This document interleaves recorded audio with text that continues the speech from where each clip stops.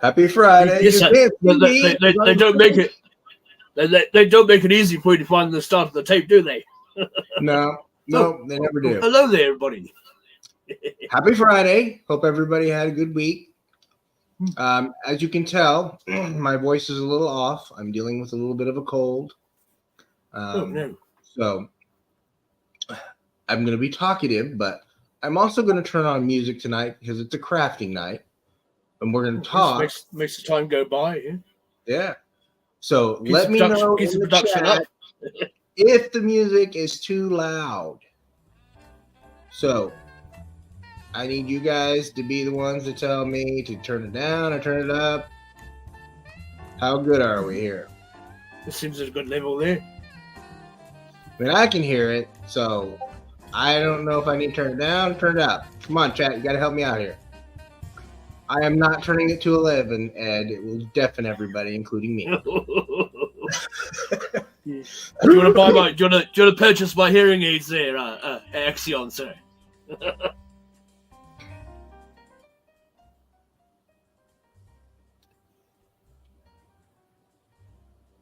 All right. How's that? Is that good? All right. Excellent. Kenny's saying we're good. All right. So my guest tonight is Eldor, the Master Versatile Toy Hunter. He is going to be working on some custom stuff. What you got there? Oh, well, he's a fellow in our toy collecting group here on Facebook, over in Eternia. He's printing out a bunch of these Skeletor viewing tables. They're using the old 3D printer. So I jumped on that and I got his first one that he photographed. So he sold that for about 25 Eternian. And don't ask me what the currency conversion is. But yes, that came in the mail. But yes, it's all. I did a little bit of cleanup, of course. There was still a bit of the old support still stuck on here and there. Yeah. And it was 3 pieces originally, so I had to glue the two of the base halves together there. With the base on that one, it would be hard to tell some of those supports depending on what kind they used. Oh yes, it's so spiky. It's kind of got mess. that stick spike look to it. So yes, I've got to smoothen all those off and watch my fingers, Yeah. And, I got it. Yes, so then you got the tabletop to sit on top there with the viewing dome or globe or what have you. Nice. So yes, I've just managed to get my Snake Mountain shipped out there from. Cool. I had it shipped out from Big Bad Toy Store for the $4 rate, and that went to a second-party shipper company. So I was hoping to get it shipped to me a bit more cheaper than what BBTS was going to charge me, because they're now also charging import tax to Eternia on top of what they charge. So that was going to come to about 209 Eternian. Yeah, the Eternia needs its taxes and fees, right? Well, one of our great prime ministers, she decided to impose an import tax, so it's blown us out of the water, you might say. All right, well, let's check in with the chat, and then I will talk about what I'm doing tonight. Happy Accident is here. How you doing? Good to see you, Happy. Good evening, sir. We don't make mistakes. We make happy accidents. How are you in 2 places at once now? You're in the chat. It's fairly rudimentary, really. You know, if you're a wizard. Okay. Turning in the lips. How you doing? So Clifton. There's a troublemaker. Rabble Rouser is in the chat. Oz is here. Oz there. Yes. We are officially on YouTube because Nolan is rolling here. with the Nolan. Good evening, sir. Thanos Copter is here. How you doing? Hello. Onryu83 is here. What's up? Onryu. Good evening, sir. Toy Mama is here. How are you doing? Just been online with him before. Adam unboxing his toys. Yeah. Misbehaving a bit. And speaking of, Toy there Mama, Adam, there's Adam right there with Radical Toys. Adam, sir, good to see you again. Fatred Foo, what's up? Fatred Foo, I think I pronounced that right now. Yeah. Well, you know what he says. He says it's Fatred Foo, So I'm assuming we're good with that pronunciation, but who knows? Somebody could decide it's not, he could decide tomorrow it's not right. There's Ed. Axial pigs. Ho, ho, ho. Hey, what's up, Evening, Colin? sir. EC Collecting is here. How you doing, sir? Good evening, there. EC Collecting, sir. Who else is here? Hyperdelic. This is from Hyperdelic, yeah. So I'm assuming that is somebody. And Kenny is on your chat. So what's up, Kenzo? Kenny? Good evening, there, sir. Now, let's see. Anybody else I missed? Mary Atwell is here. Oh, yes. The medical mum. Good evening there. And Matthew Matson. Can't stay. I got it, man. I understand. Family time. Gotta go. Oh, very important, yes. Family time. Can't miss the family time. All right. With that, as you can see in front of me is a lot of styrofoam, a lot of insulation foam, and some trees. As long as you're not foaming at the mouth, you should be sweet. Yeah, no, I'm good. Not yet. Maybe later. We'll get to that later, baby. So, as you can see, I'm working on another dio. This one is going to be a winter scene. I've kind of had it mapped out in my head for a while. I did a previs on it a while back. I don't know if I still have that file, but I'm pretty sure I do. Oh, hang on. Let me see if I can find it, and then I'll go and see if I can pull it up and try to share it. So give me a second. And we've had Rhea Black pop in there. Good evening, Lee. Hey, Rhea. How are you doing? Let's see. Right. All right. Let me see if I can find that file. This is what happens when I'm sick. The brain works only so much and so fast. Yeah. So, yeah. Nope. Go there. It's going to be there. No. It's going to be customers. Okay. Yes, one doesn't have much energy when they're feeling like death, Yeah, I forget which folder I put them in, and it's like, I put them in that folder so I would be able to find them. And then I'm not able to find them. So, that's how that works.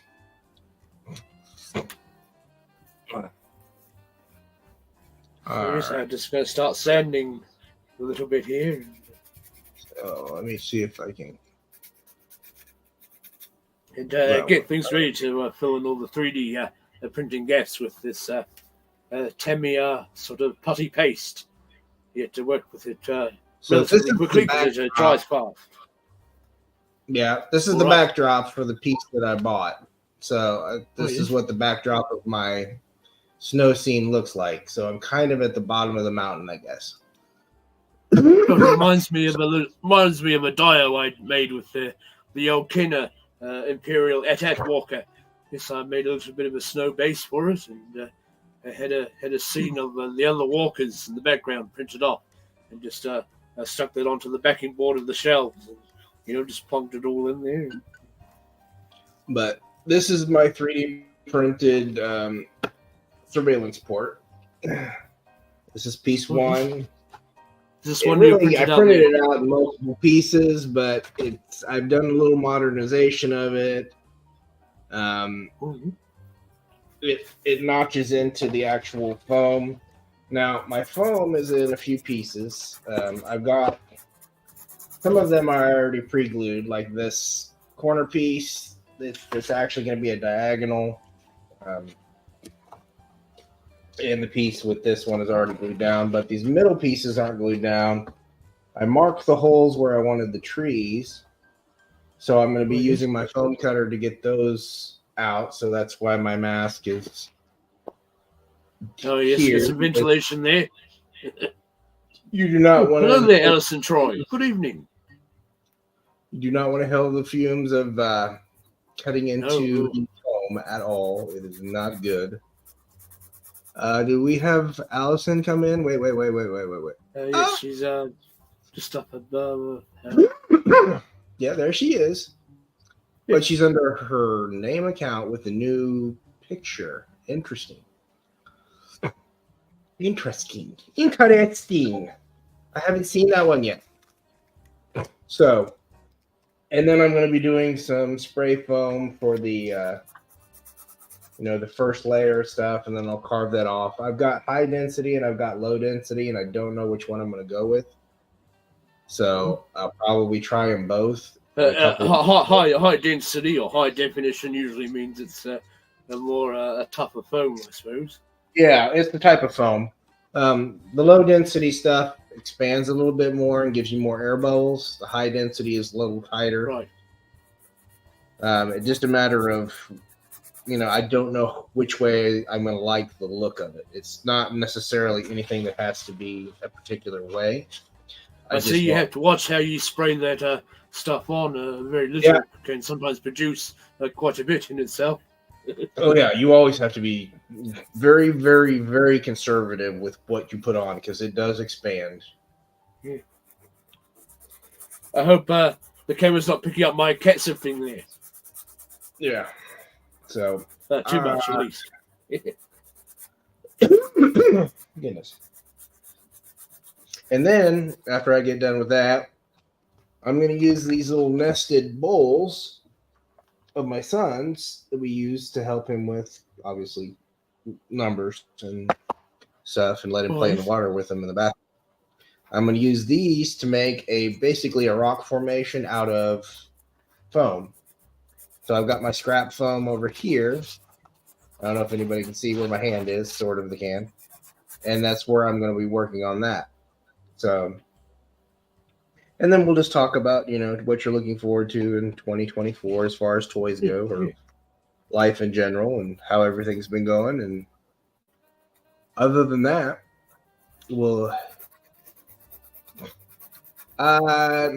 this is a dio for G.I. Joe.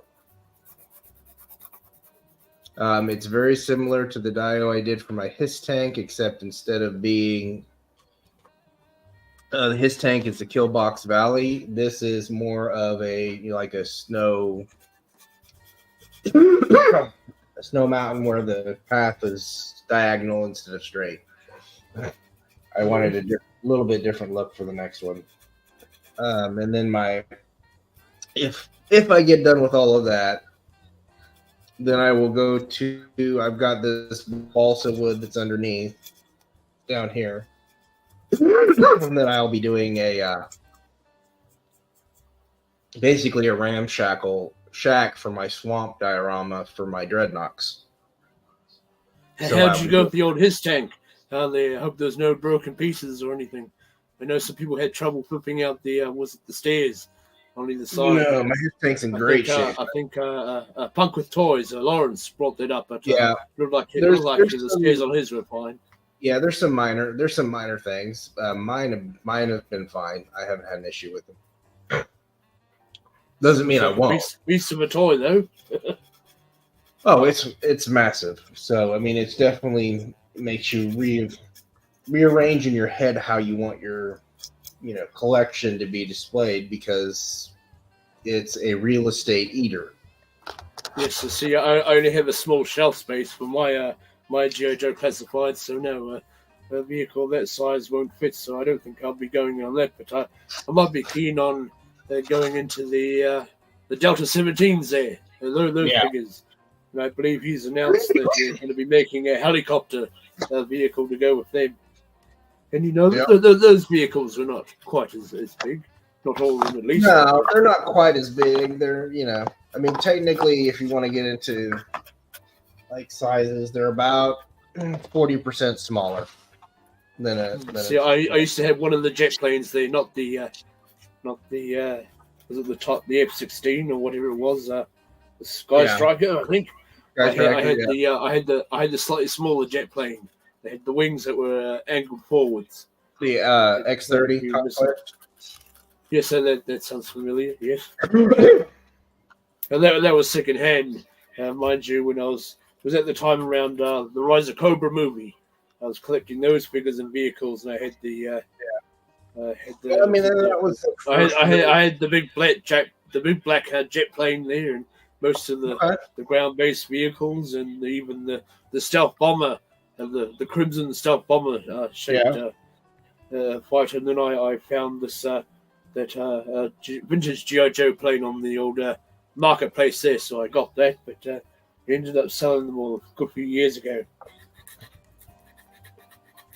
Well, I mean, if you don't need them and they don't make you happy anymore, it's time to reevaluate. Well, just circumstances at the time more than anything else. But you find you get back into it when things are a bit more eased up. The same thing happened with Ninja Turtles. I had pretty much all the vintage Ninja Turtles and the Turtle Blimp and the old attack van there, whatever it's called, and so I ended up selling all that. I had a few of the NECA Turtles also, but yes, I sold that sizable collection. And then probably about 4 or 5 years later, I got back into it again, and I've only got a small collection there now. But I did pick up the ones from the recent movie as well as their Turtle van.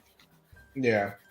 And then Master of the Universe was pretty much the same. I started collecting classics about 7 years ago, and then had to sell those, and now got back into it again after Origins came out. So you go through these phases. You sell up a collection, then a few years down the track, you decide to start a new one again. Yeah. The funny thing really was the fellow I sold my classics Mosquito to, along with the vintage figure. He put it up for sale there. It was around about 2022, and so I thought, I wonder if this is the fellow that brought him off me to begin with. And sure enough, it was. So I tried to win it back. He just wanted to let the auction run, so he didn't have a buy now in mind, which would have helped me out there. But anyway, I put a bid on there, and then a week passed, and my Great Eye of the Universe spent the dummy on me. So all the money that I would have used to bid on that figure to get it back had to go into buying a new Great Eye of the Universe. I thought it was more important to stay on the airwaves, on the online, as it were. Yeah. Anyway, but it would have been one of those nice collector stories, Yeah, oh well, yeah, I would have. And for those wondering why I sound the way I do currently, I have my mask on because I'm getting ready to use my wire cutter. Because this is not exactly something you want to inhale. You don't know the power of the dark side. Exactly.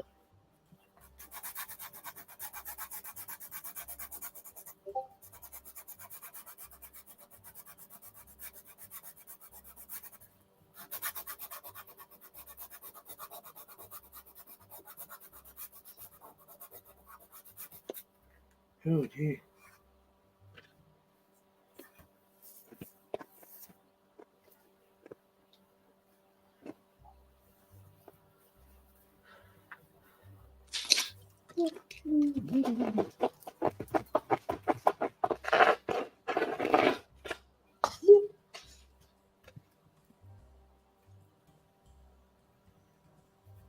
So, Elder, what are you looking forward to as far as 2024 goes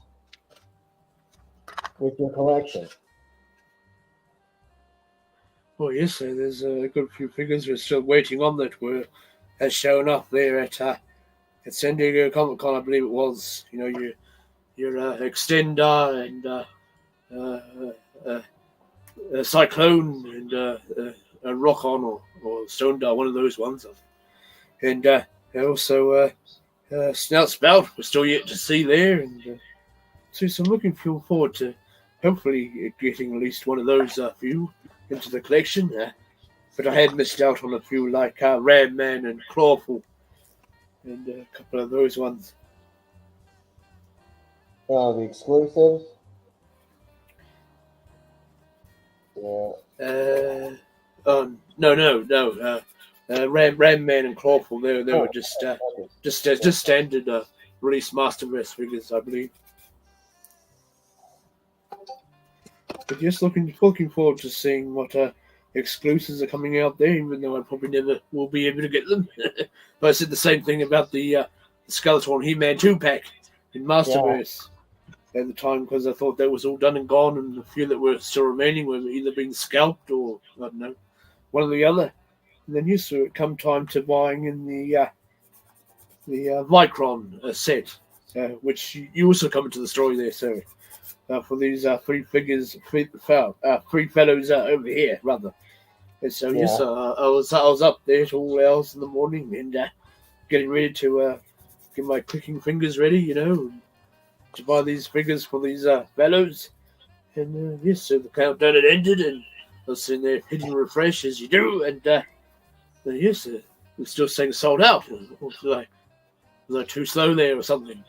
Up to now, I've managed to get in there and everything, and my heart's pounding, but no, I was sitting there for about 10 minutes still trying this refresh button there, but no, nothing.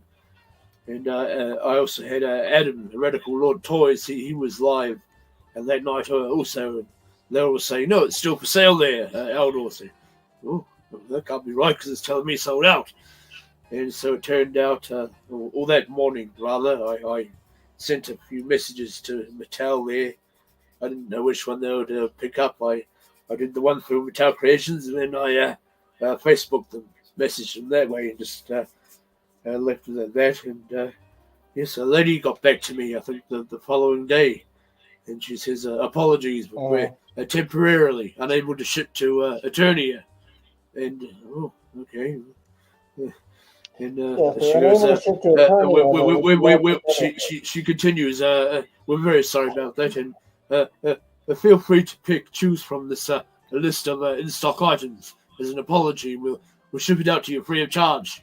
So, I'm feeling rather hot like I am there today, or lost in the mind senses there. Well, I was only really, letting you know there was a bit of an issue there. Didn't really expect an apology package, but it was so confusing as they tell me 1 minute that they're not able to ship to Eternia anymore, and then this just tells me that we can ship you out an apology package free of charge. So, all right then. So I had to look through the list, and yes, they had the I think it was the PowerCon Lords of Power 5-pack or something, and then they had a few other random ones, and then they had the 40th anniversary He-Man vs. Skeletor set.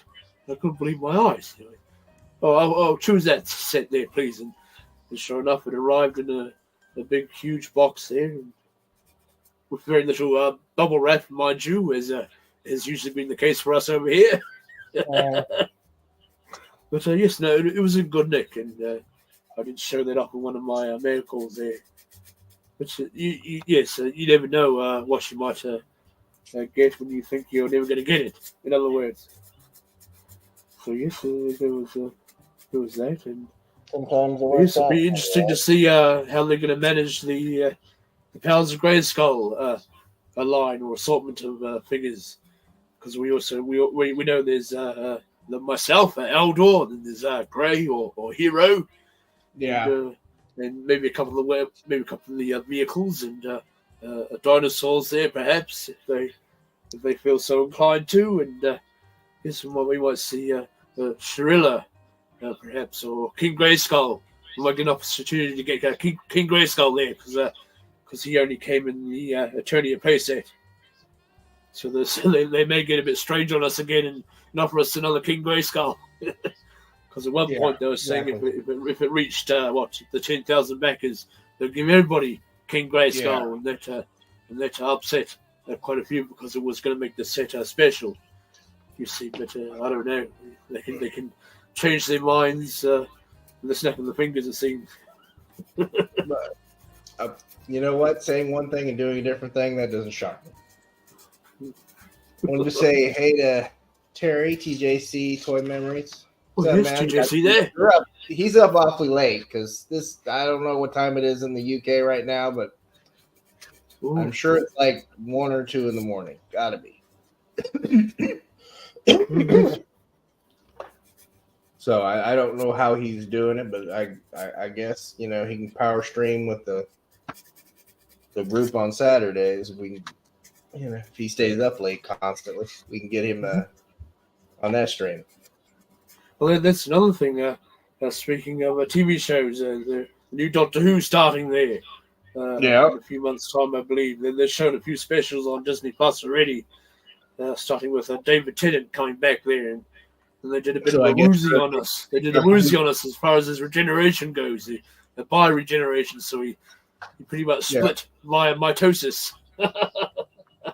I take it you're a big Doctor Who fan, huh? Oh yes. I know. I'm versed in all the classics, you might say. Nice. So, for those where are you? Where are you, Joe? And joining us, the Brigadier. Where are you? Show. I'm the Doctor, the third, you might say. Yeah. We're doing a creative stuff tonight. I am working on a G.I. Joe Dio for Classified. I am currently building rocks. Big, exciting stuff over in the corner that you can't see. Nope. And I'm cat sifting with some sandpaper. But yes, John Pertwee was my first favorite Doctor there, even though I started watching the reruns from William Hartnell, who played the first. Yeah. And then they stopped at Tom Baker, the Horns and the Nymon, and playing the reruns on TV. Yes, I liked him. My brother and I used to stay up on Friday nights because that was the only time that it was on. Yeah.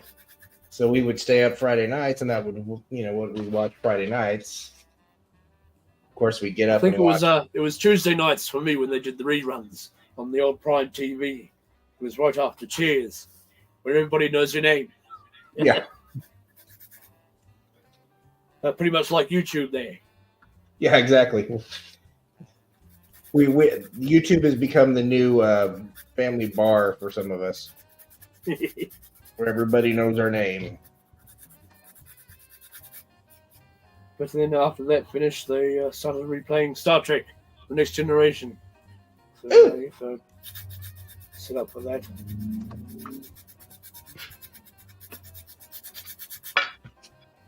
So I'm using max strength construction adhesive. I'm using the Gorilla construction adhesive. I'm applying it with Gorilla Glue there. Well, it's their construction adhesive. I'm applying that to the bottom of everything that I want to glue down. Yes, I believe it sets via moisture in the air. Also, if you use a bit of water on a rag, it can set it off rather quickly too. Yeah, it'll set, and then I won't have to mess with it. Once it's set, it stays, and I don't have to worry about it shifting whenever I do.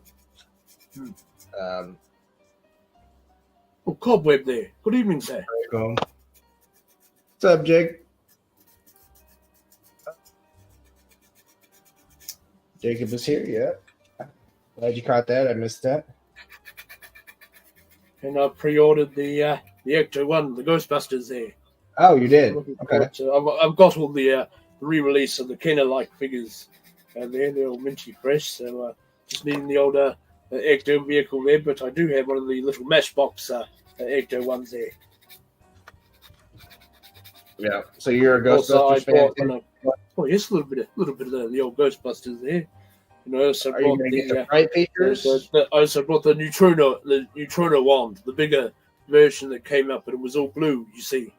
I think that they've re-released it now in the more proper colors for the Frozen Empire movie. I think it is, and so I'm looking to mod that up as the Neutrino one from the real Ghostbusters cartoon series. Yeah, so it looked a little bit different, of course, but yes, I'll do all that in the modification.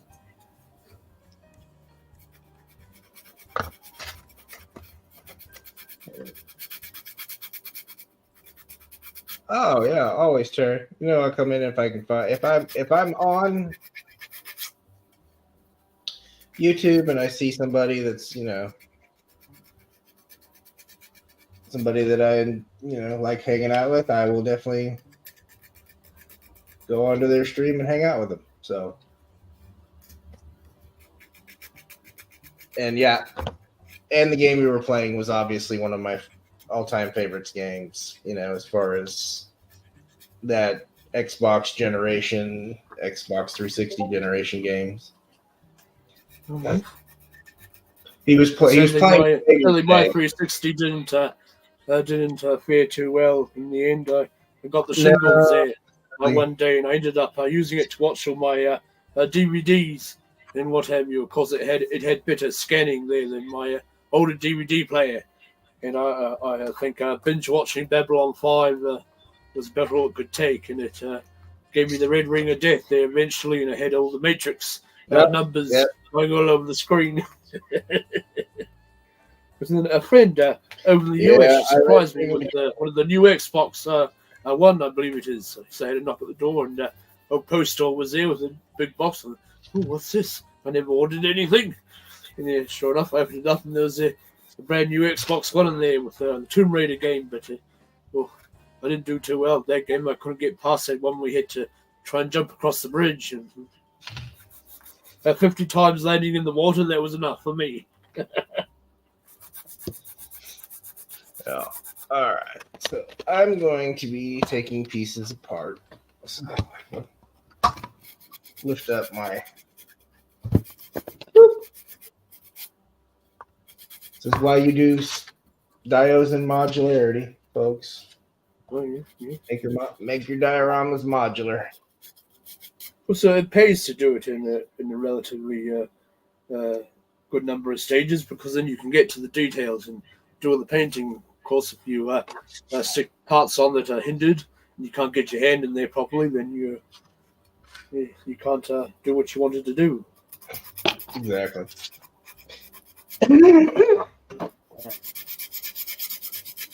But yes, the old Revolution is looking good there. Trailer, the final trailer drop, yes.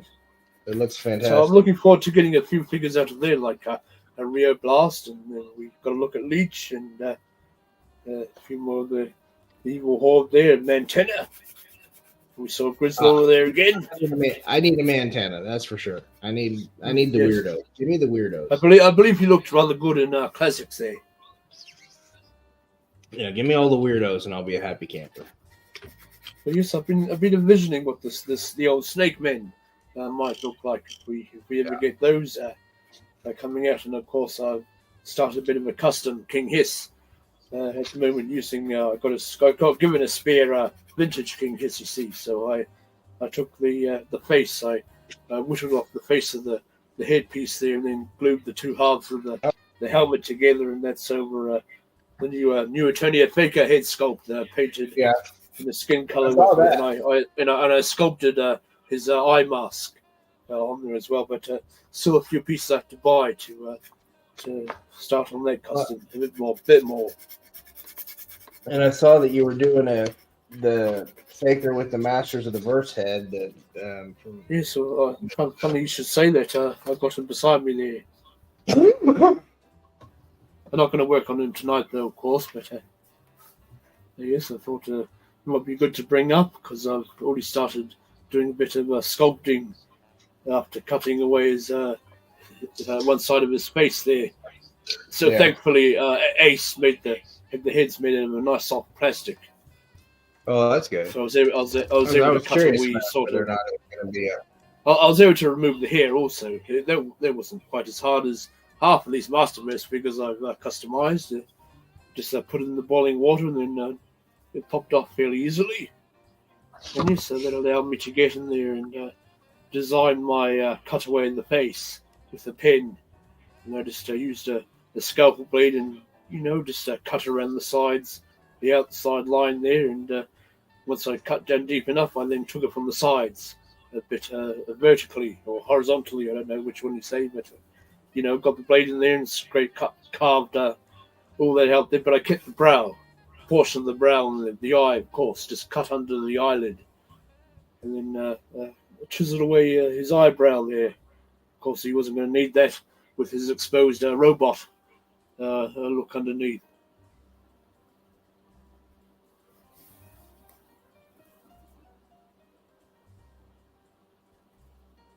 Yes, just went in with the Tamiya epoxy putty to sculpt under the eyelid and above the brow, and then that was just painted in with some black first, and then a silver paint over top.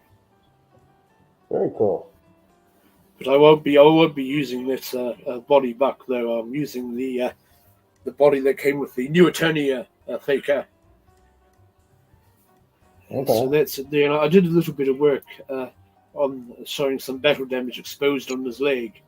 So I did the same thing. I designed my cut line up there for the exposed robotics, and this is cut around the lines first, and then dug in with the blade to scrape the inner parts out. I did a little bit on the knee as well. And yes, so I just laid in some little bits of Tamiya epoxy putty in there to show some robotic elements showing through, so I can still bend at the knee there and what have you. So you're carving it and then sticking. Yes, they're sticking the putty in because it's kind of rough, you see, and the putty will adhere much better. And then yes, so I haven't painted that up because I'm going to be doing a live show with how I'm doing that. I did a few things, of course, because number one, the putty takes a while to set, especially the Tamiya epoxy. So I decided to do a few little things first, but I've left painting the leg out so I can show myself doing that, and when I do that live video there, much like what we're doing here now. Yeah. Yeah. And I'll also be showing how to. Anyone wants to know, because obviously I don't need to get sick. That's funny. But yes, I'll be showing things like how I'm going to be swapping out the crotch part, because it's the hardest piece of the Master Race Customizers world is the crotch pieces, because they're held in via a bit of a mushroom tab inside the mid torso section. So you have to split the torso section, of course, not all the way at the sides, but just from where the rib diaphragm articulation starts, and you have to cut a little bit underneath, of course, getting your blade in there, and then you have to sever the supports that join the two halves together. Then you can just lever the two bottom halves of the torso out, and then you pop the cod section out, because yes, I have to do that to swap the cod section of the movie He-Man figure, and then swap it out to put it on the New Eternia Faker body buck. So then there'll be one thing I'll be showing in there. Good to try and explain things to other people and show them how you do it, and if they're wondering how to get into customizing and do it themselves. And the thing is with the foam, and this tool was like $14 on Amazon US. Now, I can't say about for other countries, but it's just a little 3-piece tool. It's very good for just doing simple stuff. You can go crazy and get the big table if you want, but I mean, this will do most of what you need to do. There's 3 different attachments. There's this U-hook that I use for places like this. Well, similar to the clay one that you hook away the clay mess when you're thinning areas out. And you have 2 wands, and then you have a wide brush one that I used on the rocks. Right. And it heats up. The only hot tools I ever used were for cosplay, using the soldering iron or the wood poker iron. Of course, the wood poker has multiple attachments that can give you various melted shapes in your foam work. Or if you want to expose panel lines, you would cut through a line with the blade first, and then you run the soldering iron with the sharper tip down the middle. So the pre-cut line gives you a guide, so you're not going all over the place. You see. Yeah.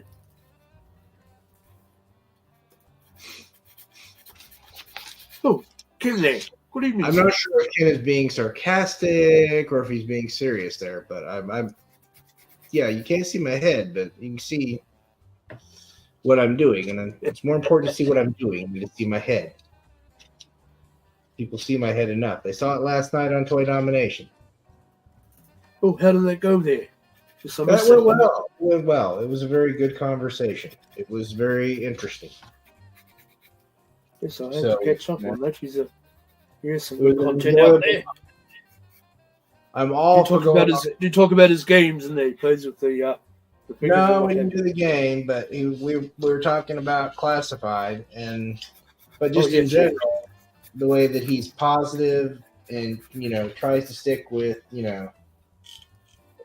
positive kind of aspects of toy collecting and focusing on the having fun. I think it's important for us to remember that this is supposed to be fun. Well, yes, the other day there, I was thinking to myself, of course, everybody's entitled to their opinions, not saying that you're not or anything, but yes, I was thinking there, when we were younger and playing with toys, we never talked about what came out and what never made it out and what have you. We just got the toy and played and let our imaginations and run wild. But now that we're growing up there, we look at all the news coming out and what countries didn't get this He-Man or that figure and all the different paint variations. It's certainly more becomes more in depth there as we've got older. It does. Get all the politics there and who cancelled what orders and if Walmart cancelled on you or something. Yes, it's interesting. The evolution indeed. Well, it's definitely something that we've shifted in that way. Okay. But then some of it's good too, like history of toys. Like, history just speaking of which, we have Ken there pop up, and he does quite a few videos on the histories of all the old vintage toy lines, like G.I. Joe or Transformers there, and he just recently touched on Master of the Universe, and he had Ozdama's toys on his first one there. Yeah. Just to run things by, it helps to have a bit of a co-host there. It's always nice to get those histories and those, even you do get some of the interesting behind-the-scenes tales and what have you. Yeah. Well, and then you have like books like Carson from 3D Joe's on that Art of G.I. Joe book that just came out. That's the size of a small coffee table. I did get the Toys of Master Universe. It was for the most part written by Pixel Dan, but I believe other people had a hand at writing it. Oh yeah. So there's lots of information out there, more so than we were as kids. We just played with the toys. Now we can appreciate everything that went into them. No, Ken, we do not want toxic.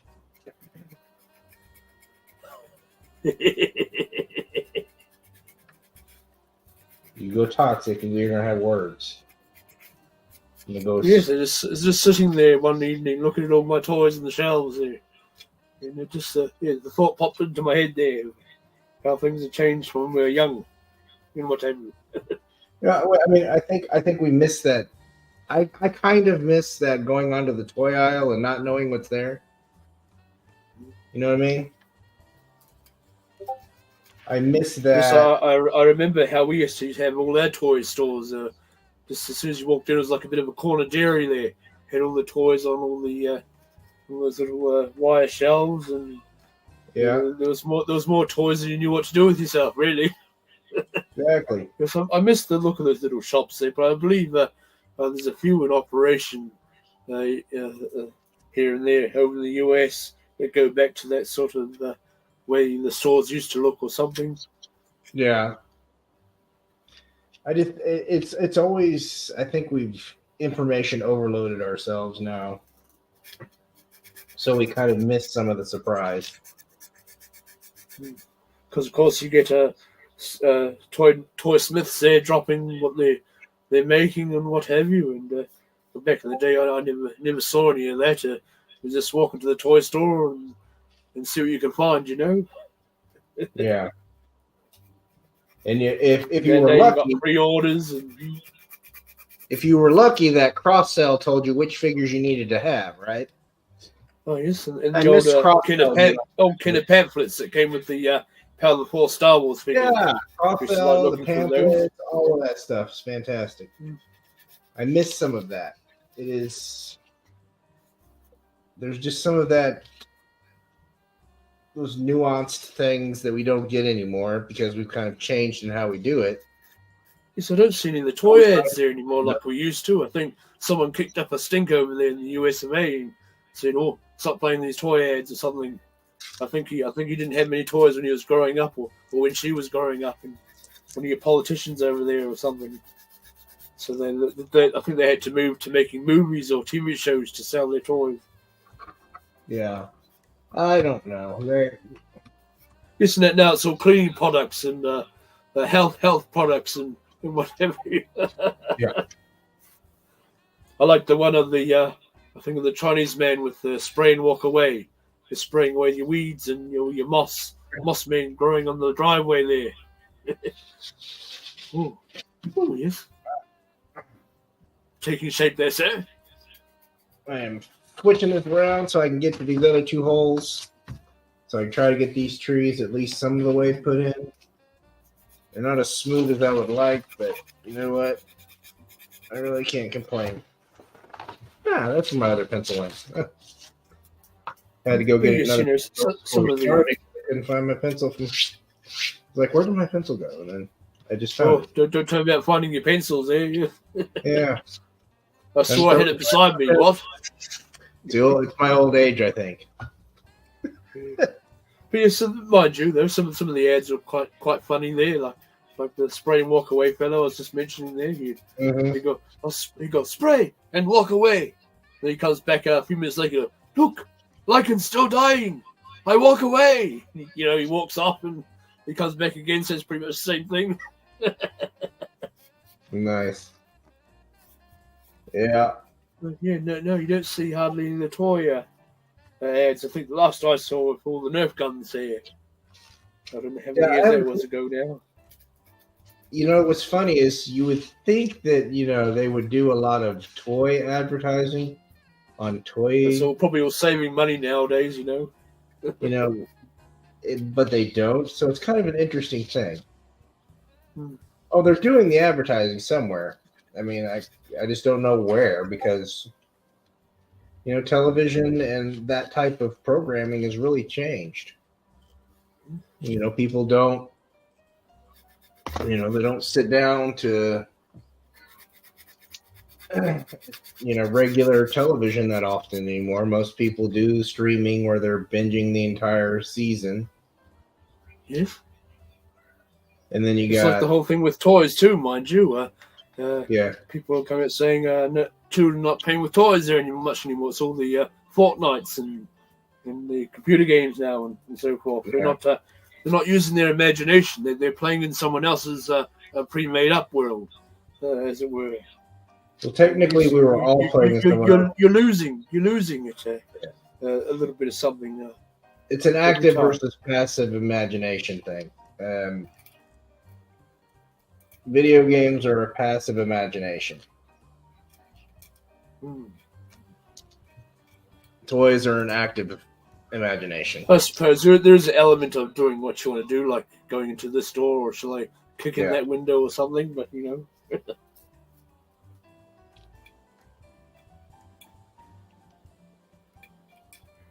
I wonder if it's more of a, I don't want to be in the real life. I'd rather be flying in a fighter ship or shooting down a monster or something.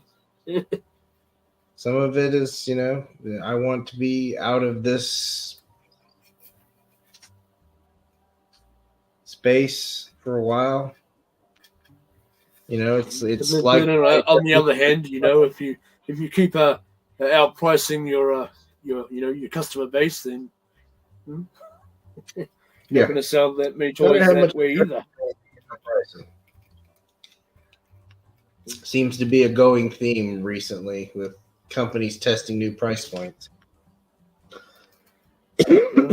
All the theories there, like some saying, they've seen how much all these scalpers charge. Maybe they're taking notes out of their books or something. Well, you know what? I wouldn't be surprised.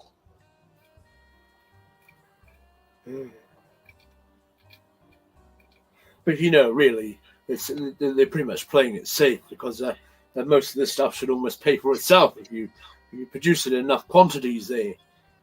I do. Now you're seeing the peg warming because people don't want to spend $50 or $60 on an action figure.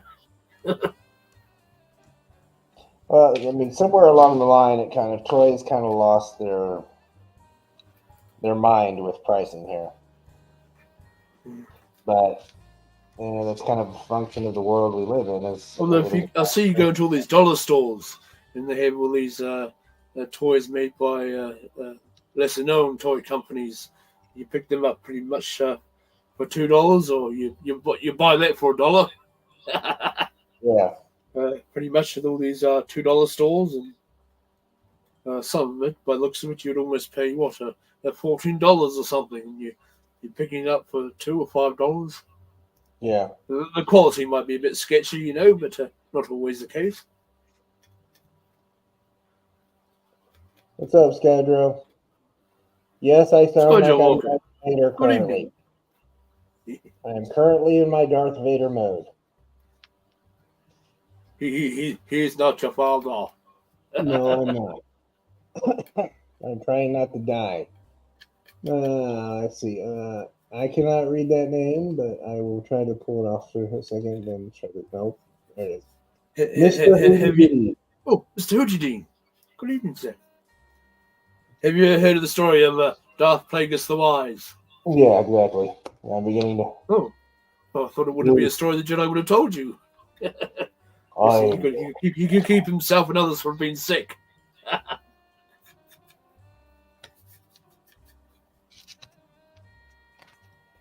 Definitely have got this dark, deep voice with my mask on.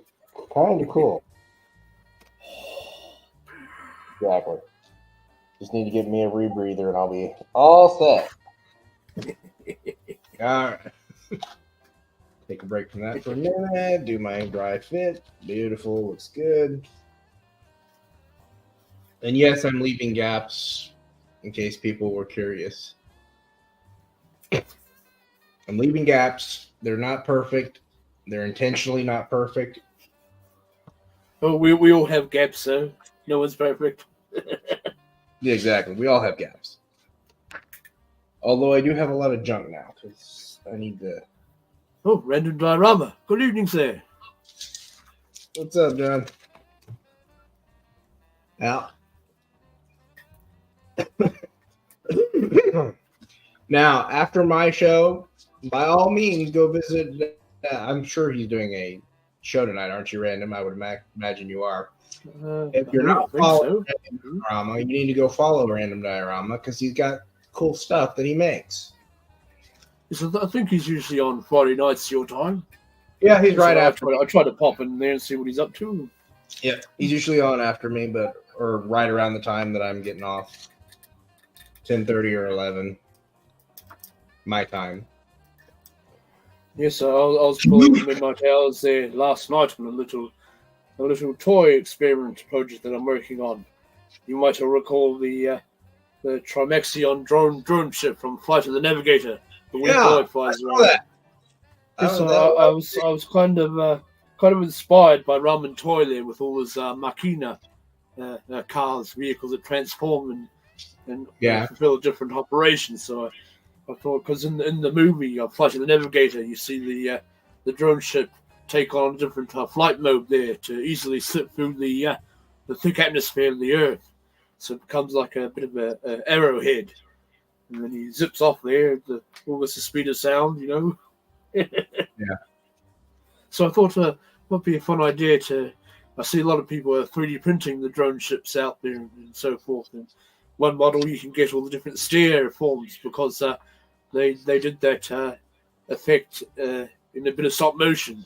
In the door, it becomes like a bit of a liquid. It all drips down and becomes the stairs that he climbs up into the ship with. And how they did that is they had looked like about 40 or so different stages to make the stop motion effect with there. So you can pick up a model like that, so I thought it might be fun to try and see if I can make a little cardboard toy that extends out to make the secondary flight mode.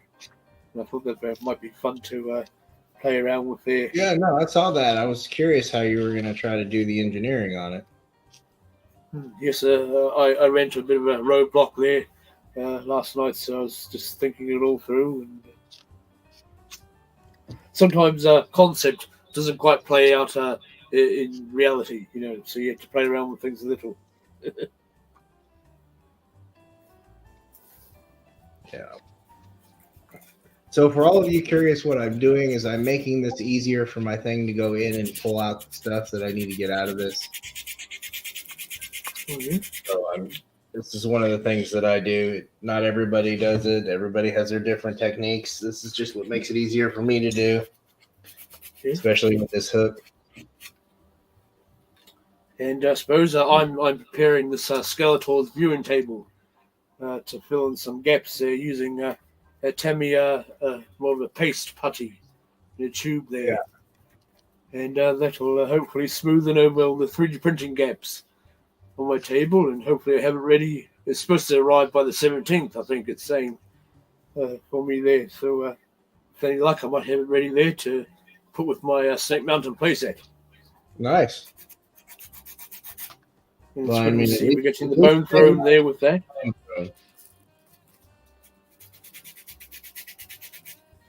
Yes, I'm kind of hoping they come out with a mystery set like they did with Castle Grayskull, though I never managed to get that one. But if there had been one on the list that this lady offered me of apology stock items, then I would have jumped on that one. But I wonder if they might give us a re-release of that. It'd be nice to get the robot and the castle there. Mm-hmm. But yes, I did notice if you look at the fold out for a Cambo Khan that was Mattel Creations exclusive, you do see on one side Snake Mountain looking a bit different there. It has the snake face plate on instead of where the demon head is, and the spare snake body, I think, sticking out where the microphone would go. So we saw that, and then there was a normal Snake Mountain on the other side. And indeed, some have shown pictures of little clip holes, I think, around the ladder area, the bridge rather, the bridge area, where something looks to click in. And indeed, I think something on the back there. So they might be foreshadowing something with the mysteries of Snake Mountain set, perhaps. And you know that they might go deep in their pockets there and put the microphone in with that. Yeah. But it's a shame they never released the spacesuit with Castle Grayskull. Instead, they gave us Temple of Darkness sorcerers. Yeah, but I mean, it's all right. I mean, they'll eventually get around to giving us something different because they'll do something you can customize there. I thought about getting the one of the Buzz Lightyear action figures and customizing him up to look like the troll in the spacesuit. There you go. You get the dome off his helmet, and Kelder's your uncle.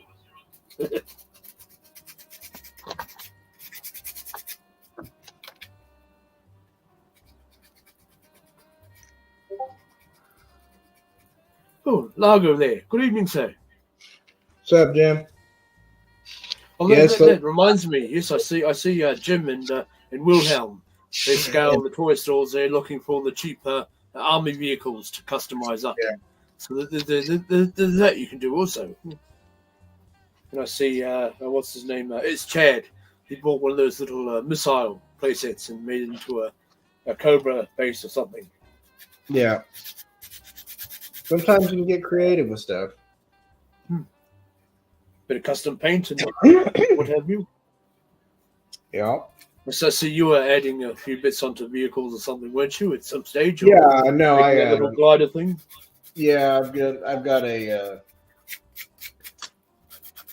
classified scale claw that was made from a Fortnite glider, and then I've got two. They did the foam gliders for the original figures, and I have two of them repainted completely and set up like those gliders. And yes, these are happy little trees, sort of. Oh, well, something Elder Bob will say. Painting a little happy tree and his friend. Yeah, definitely a happy little action inch. Gonna get me some happy accents. Yeehaw. I'm gonna do my yeehaw today. Might as well. I do live in yeehaw land. And we'll just beat the devil out of the brush there. Yeah.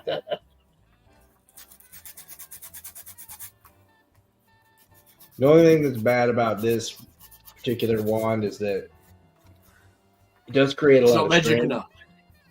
Creates a lot of strings and a lot of the plastic trails. Oh yeah. Yeah. The hot glue will do that to you as well. Yeah.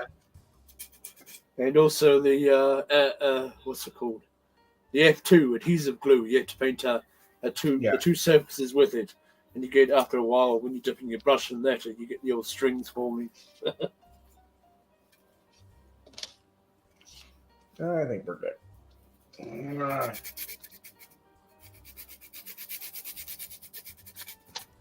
But yes, it was. It's Chad who gave me the idea for that. That brown packing padded paper that looks like a bit of a net.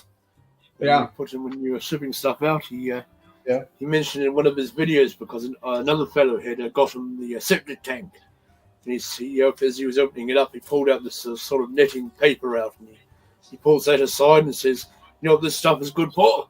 You make your camouflage canopies over the tent there. You spray paint it in green and black and all sorts, and then you got your Vietnam like canopy tent cover there, camouflaging your operations." Nice. But yes, I don't think he didn't know about that septic tank. He knew about the one that I found for him. Yes, I was watching his live there. How he mentioned he never managed to get the septic tank. And yes, about an hour later, I was on the old markets there online and looking about and seeing what was there. And yes, saw the septic tank on a bit of an auction there.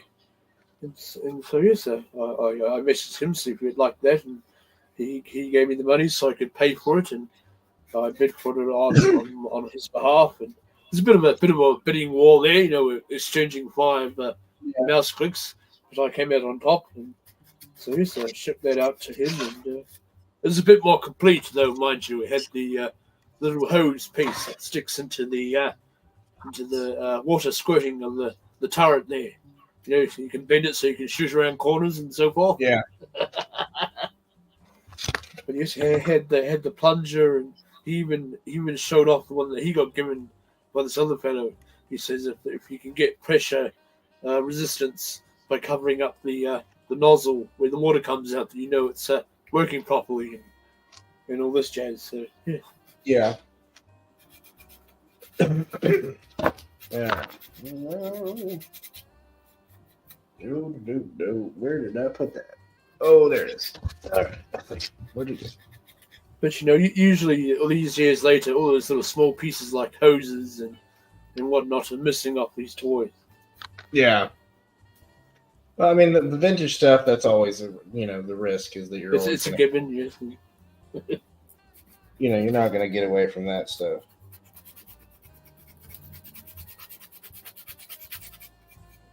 All right, I'm just going to borrow one of the Elder Bob's paintbrushes. It won't be too long there. You might want to make sure he's okay with that before you just go in there and take it. So, yeah. He should be fine there.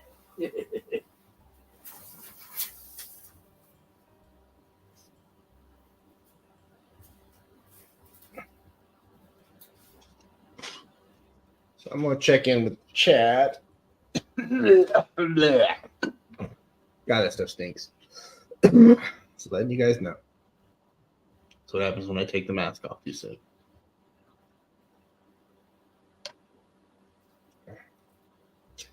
So I guess, you might try customizing it. Nice. 2 robots from Buzz Lightyear. I could see it. Oh, yes. Oh, yes. So speaking of which, that sort of reminded me of those Horde troopers that we saw in the trailer there. Yeah. They look like those robots off the old Buzz Lightyear. Yeah. They did, didn't they? Now that I'm thinking about it. It's just dusting off the the dust there. Yeah. Beating the dust out of the table, like Elder Bob would say. All right, Darth Vader mode it is for a minute. Oh yes, I should have used my respiration with all that dust. I better get it out. It won't be long.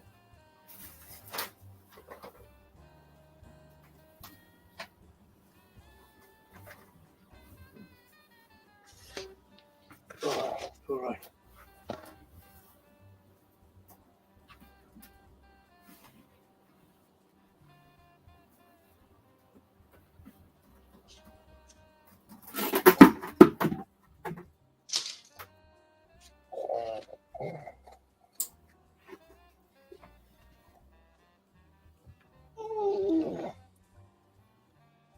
A little more off this edge. All right. Bit of a more heavy respirator than I'm used to, but yeah. We'll see how we go. Yeah, I mean, it's a respirator, that's for sure. It's a bit of work to getting this one on.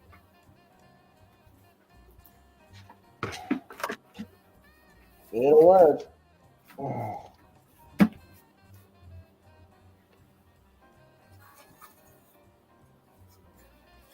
I don't want to breathe in all the dust particles. That leads to the dark side. Uh-huh.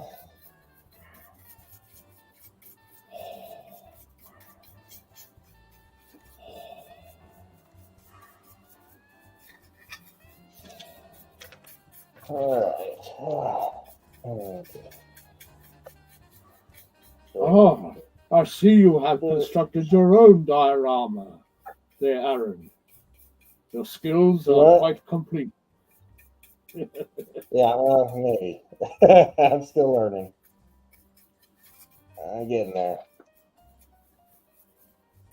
Ah.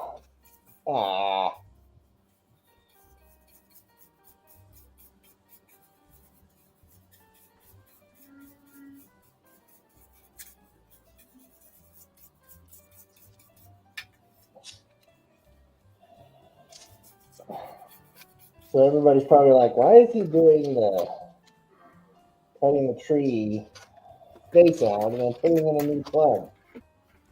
Oh, that's how I roll. Yeah. I can't breathe in that thing.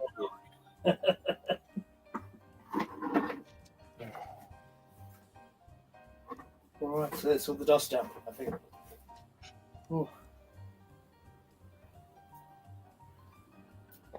But no, if I fill the empty space underneath these trees, it allows them to sit up straighter. Oh yeah, so keep the trees happy, I suppose. Yep. Oh, yes. Not a respirator one we want to wear in the heat, I tell you. Yeah. Okay, well, here we go. Here we go there. Yes, I don't want any of this dust in the cracks when I go putting on the epoxy putty. Oh, that's for sure.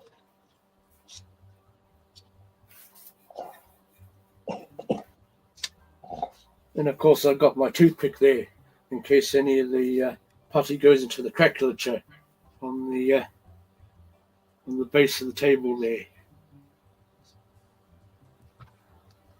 We just want to get it on these surface spaces. All right. So that is all set.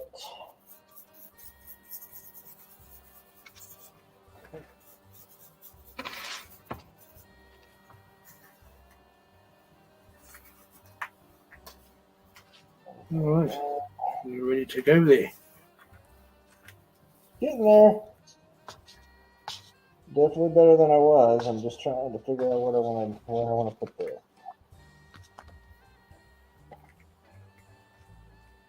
Decisions. Oh, yes, they're hypodermic, sir. Yes, sir. Always wear your respirators, Or whatever you happen to have on hand, as long as it keeps the dust out of your lungs. Yeah, exactly. I'd like to have my lungs at least for another couple years anyway. Bad enough having a cold. Oh, yes, I was going to say.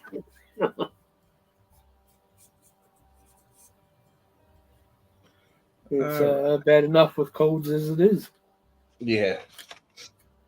All right. So I don't know why that's not sitting right. Right. You know what? Just stand up. Just stay. Just stay. That's all I'm asking. Don't fall. Like Don't fall. You have to pierce the nozzle there a little bit. Where's my toothpick?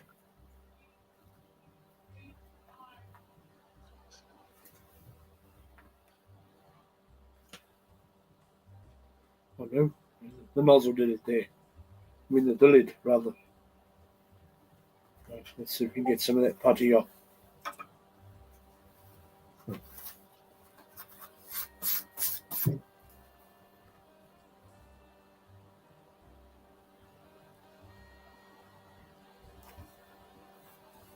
So yes, this stuff has to be relatively quick about.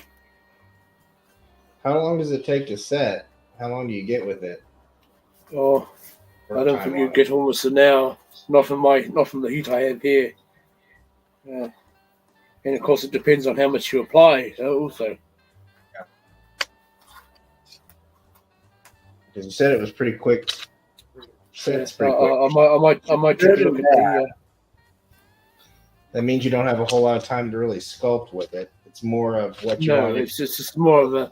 I cut up some cards there, and I just scooped a little bit up there and just running it over the surface.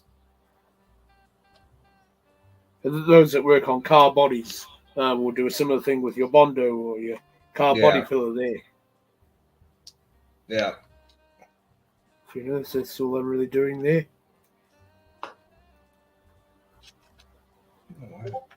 And like I said, if I get any in there, the craculature form of the table, I can just run my toothpick through those channels to clear it all out. Gotcha. So yes, I tend to work on a little bit of a putty at a time, depending what the job is, of course. Yeah.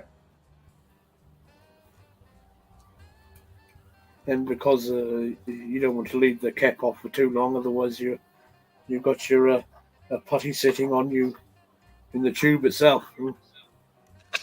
Yeah.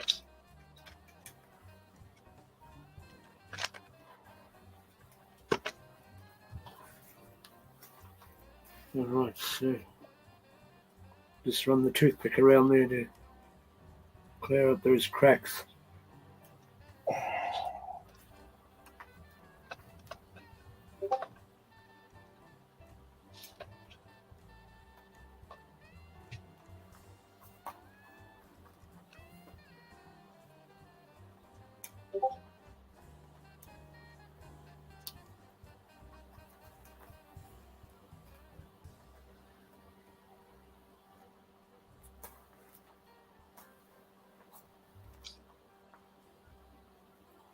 Yes, looks like it's relatively drying there now.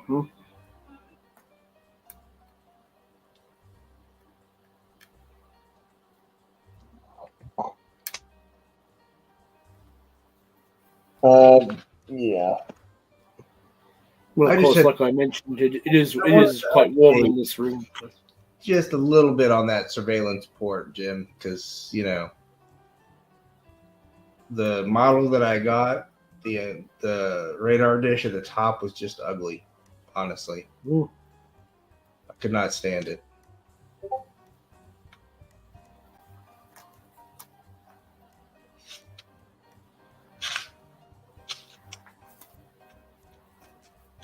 Well, yes, another good die would be the old GoldenEye base out of GoldenEye there, the James Bond. Was it all the way over in Russia there on Earth?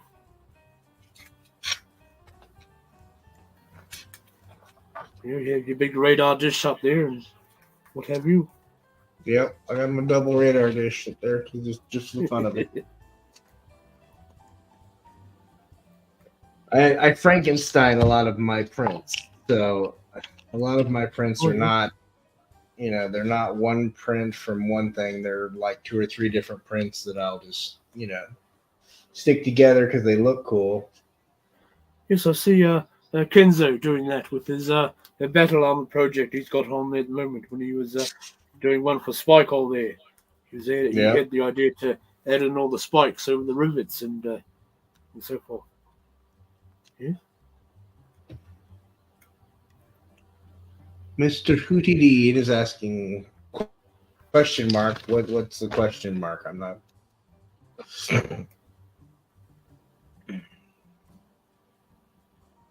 Oh, I don't know. Is it a question mark to his question, or is he not? Okay, it may be because you're not seeing all of the chat that's on my channel. Oh, a bit of in talking, is it? Yeah. Well, no, it's streaming to yours and mine, so it's got yes. on there. But they can't see the main chat, so they're kind of asking. I think that's what he's asking is. Oh, right.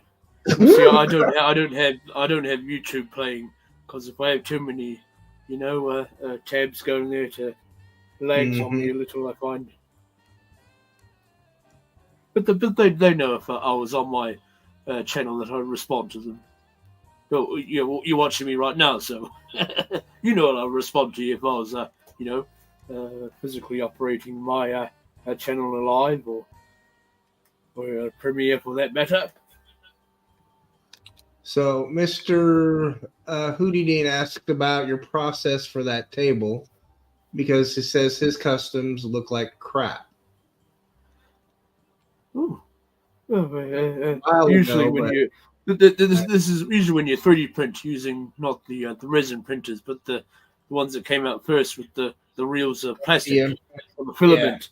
You do get the old printing structure going through everything, the old texture lines and whatnot. So I tried to put a bit of a primer paint all over the top, but it didn't fill in the gaps as I would have hoped.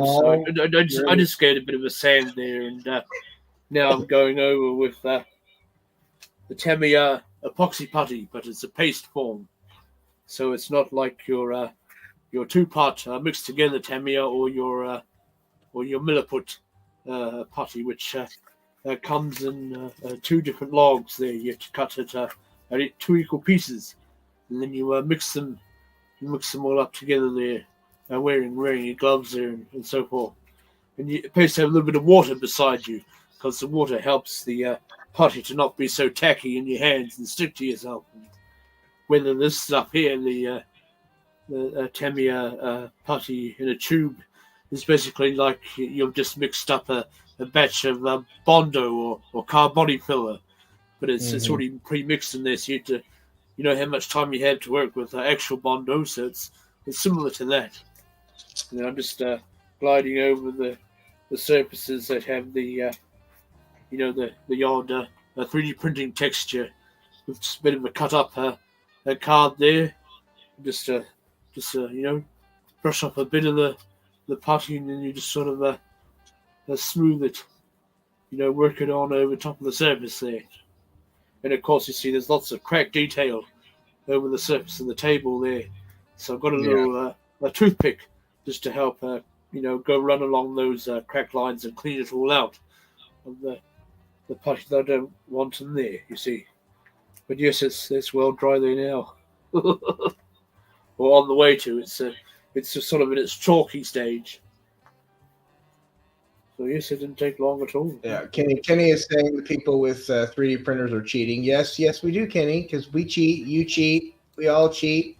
We have the 3D printers. In my defense there, I didn't print this out. I bought it off a fellow that did. So. I like being able to cheat. Let's be honest. I like being able to cheat. Yeah.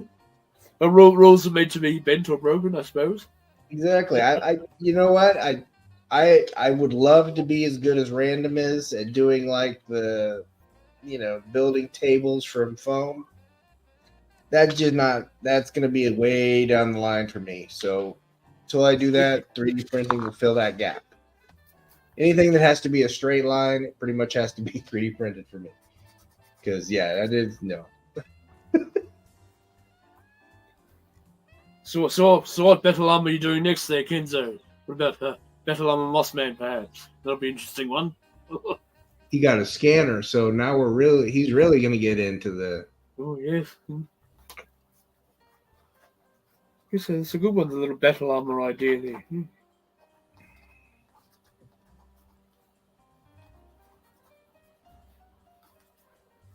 Well, I was trying to think of all the interesting things you could do with that. Maybe the battle armor Grizzlaw head covered in furs and...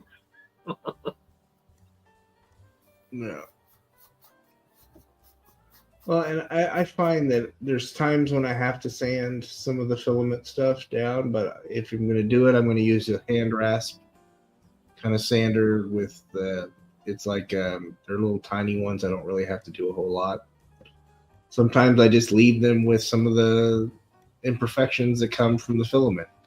Because I think I'm not 100% sure, but I believe some people, fellows, that they use a solvent.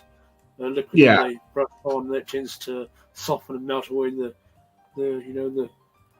printing lines and you have to be careful though. You don't want to melt all the way through the table there, and then you're getting into the inner supports, and you have a bit of an aliens situation on your hand there. Yeah, exactly.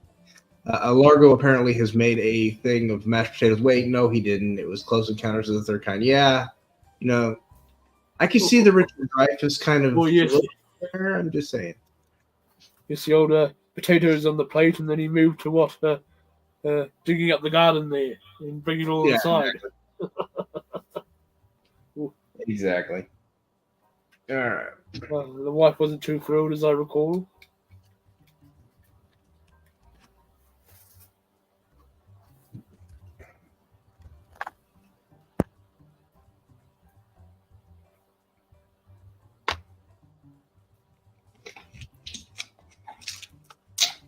Darn it there, George! You don't clean that stuff on the table, I'm leaving you.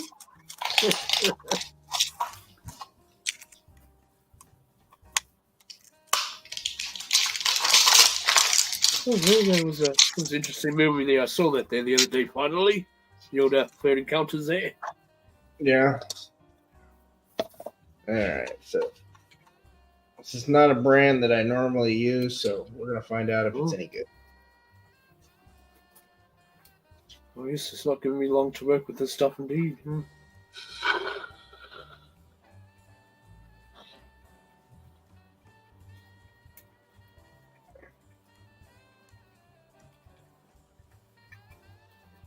But yes, to any new people that have come in there, I'm just trying to get my Skeletor's viewing table ready there for when my Snake Mountain arrives on the 17th or sometime next week. Yeah. Whenever they decide to get it out of customs, right? Well, apparently it's cleared customs by what I'm reading on the tracking, but then again, not all tracking is up to point, shall we say.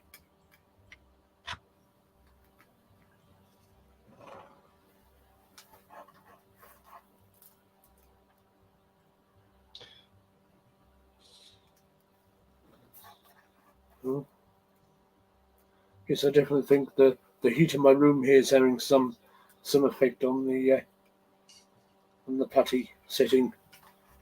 Probably will definitely adjust it. Yeah. But then, like I said, the first time I used it in more quantity at a time, so it had a thicker layer, so that took a bit longer to dry. So yes, indeed, the less you use, I suppose, the faster it sets on you.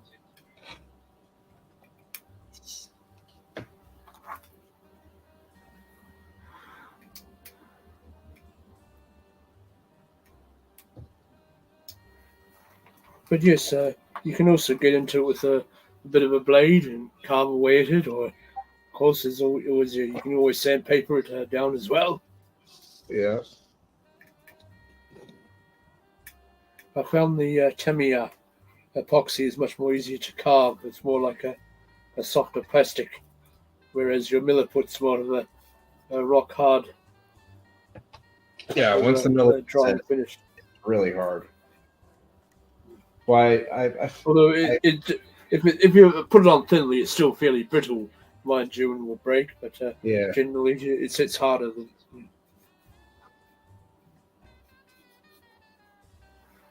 So that's the stuff I used in making this this helmet piece here for my custom Masterverse character that I'm working on called Orbiter, which I've decided to put in the universe of Sunman. And so this is the helmet there that I made using the Tamiya epoxy putty.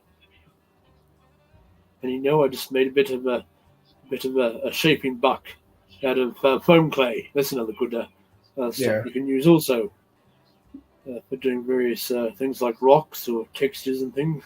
Yeah, foam clay. Yes, I made it around. I made it around the shape of this sort of spearhead design, and after it was, I usually leave foam clay to dry for a couple of weeks because although it says it dries in this amount of time, it gets more solid as the weeks go by. And then stuck a pencil up into it, and then just molded the Tamiya epoxy putty around the outside there. And of course, you get your shapes that you roughly want, and then you can come in with the sandpaper and smooth it all out. And then you can also carve into it when it's relatively soft. But I think like Milliput, you get about an hour's working time, give or take, before it becomes harder to meld to itself. But I never combine the Milliput and epoxy, Tamiya epoxy putties together because the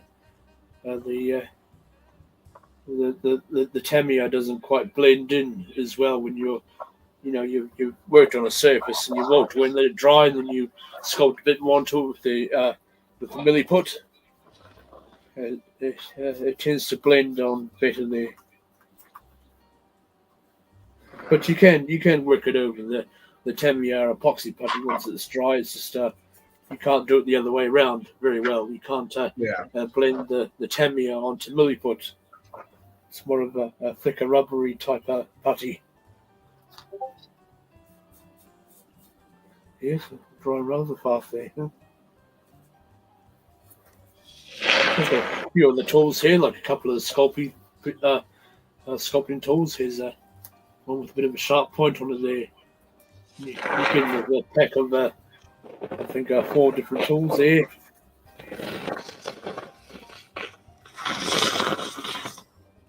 It might be easier to clean some of this excess putty out.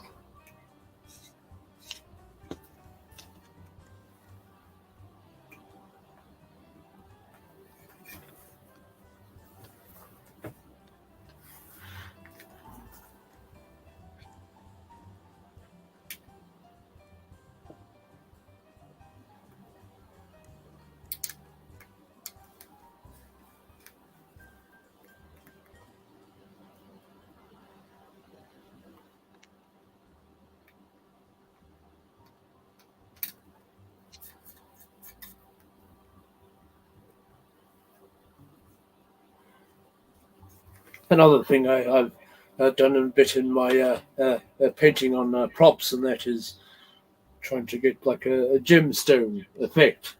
So what I've usually gone and done is normally I'll paint the whole thing black first, because then you do your dry brushing, of course, later, and it helps to pick up all the surface detail and also giving you a definition in the detail with all the black paint that's all in set and all the different creases and crevasses and what have you. And so I found that by just a light dry brushing of silver in different swirls, but keeping more of the black showing through on the surface, then coming in with the gel gloss medium, the acrylic, that you mix with a bit of color, so you get more of a translucent paint effect. And you paint all that on after you've done your silver dry brushing, sort of just scrapes and swirls. And then when you mix a little bit of you don't have to mix too much color into the gel gloss medium, of course. And then if you're not pleased with the first coverage, then you can keep on applying it till you get a nice sort of, how you hold a gemstone in the sunlight, and especially like a cat's eye or something, and you get all the different dancing of shadows and light. It's sort of the effect that you can achieve. So that's what I'm looking to do with Skeletor's viewing dome piece.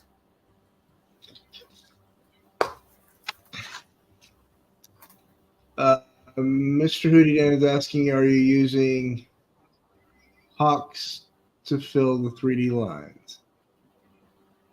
Oh, no, I'm using a Tamiya putty, basic type.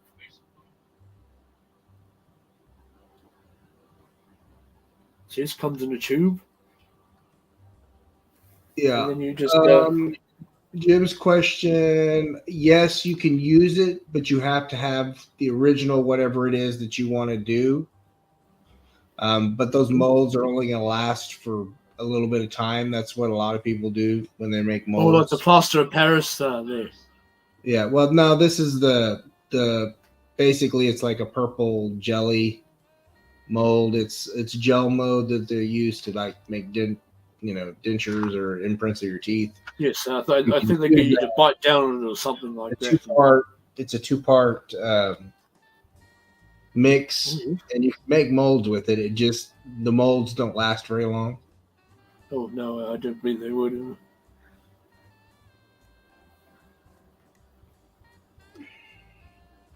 Although there's silicone molding silicones out there you can get now at hobby stores and what have you that you mix up, and some of them are a bit more better formulation to them, so the molds last a good few times. Yeah, you got to just be very careful with it. It's one of those ones that can be messy. Oh.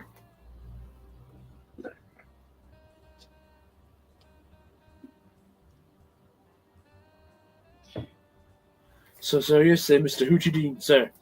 I just put a little bit on a bit of a cardboard there surface, and I just got a bit of a cut up card there. I just scrape a bit off, and then you apply it over the surface there.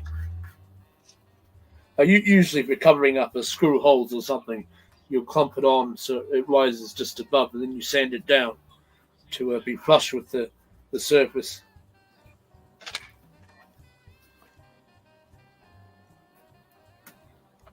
Yes, but you could use it to fill in the gaps. I just don't know how well that would look.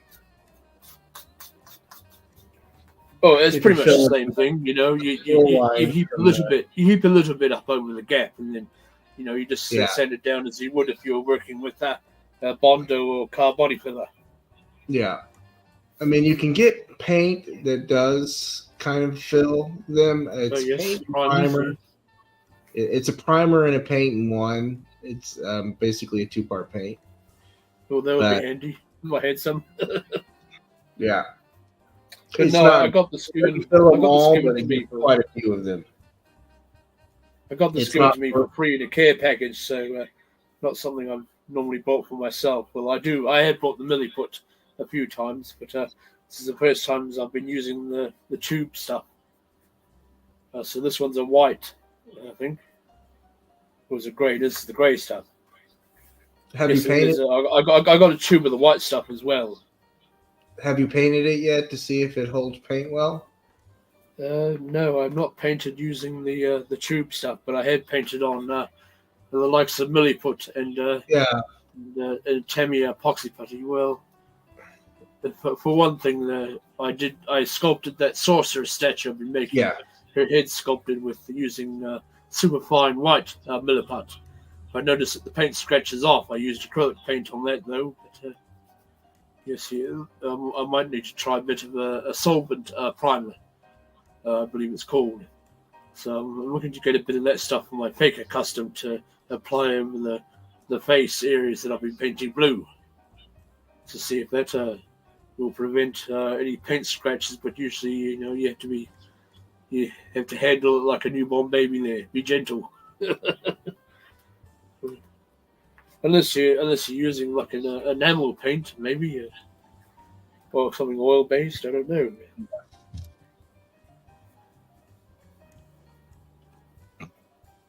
And have I painted on the Tamiya stuff yet? Yeah, I'm curious how that will hold. Oh yes, I will be though, because I sculpted the boot wraps for the saucers out of the Tamiya epoxy sculpt, because that stuff's more useful for doing used for making folded up tarps on your tanks, or sandbags or something like that, or sometimes making the old rims that go around the car where the tires are, which it shows you depicted in the instructions of someone doing that. Oh, Lawrence says there. Good evening. Lawrence has joined us.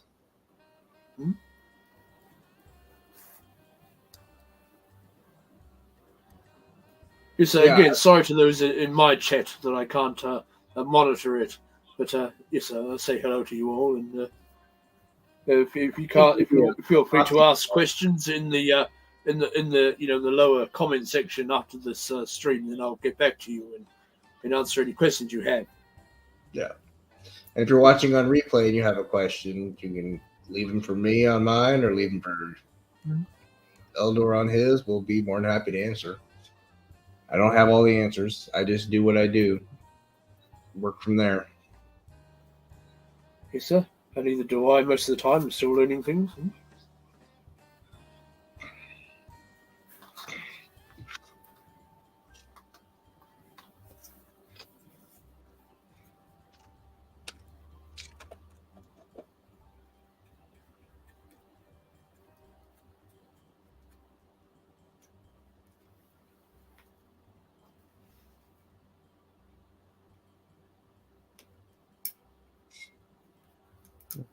Okay.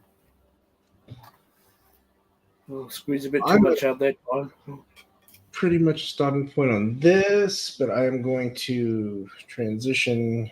I'm gonna be right back. I gotta go get my Where's your sir? Cleaner to get this stuff off my finger before it starts to set. So give me 2 seconds. You can paint them, right?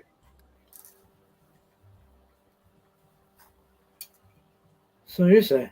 Just gliding the card over the surface there with a bit of the Tamiya tube putty on the end, which is again pretty much a consistency after you've mixed up a Bondo or car body filler as such.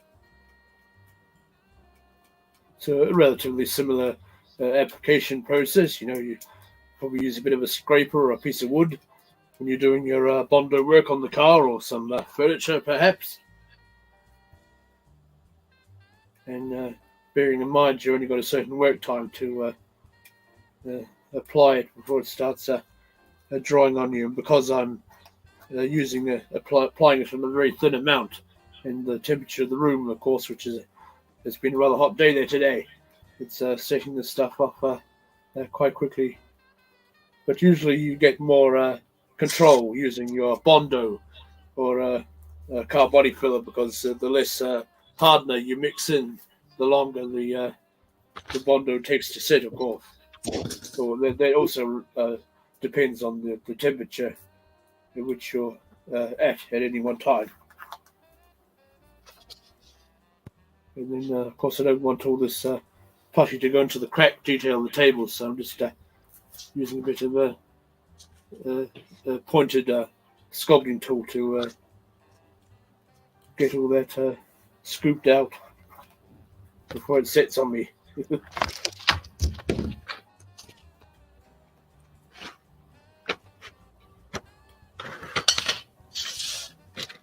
So in case everyone was wondering why I'm pulling out the balsa wood, this is for another part of another dial. Because I knew that dial would need to dry, so I picked out something else to do. So still keeping it. I should have just brought the stupid stuff in. Why didn't I just do that? All right, I'm going to go back out and get it, because I'm obviously going to do it.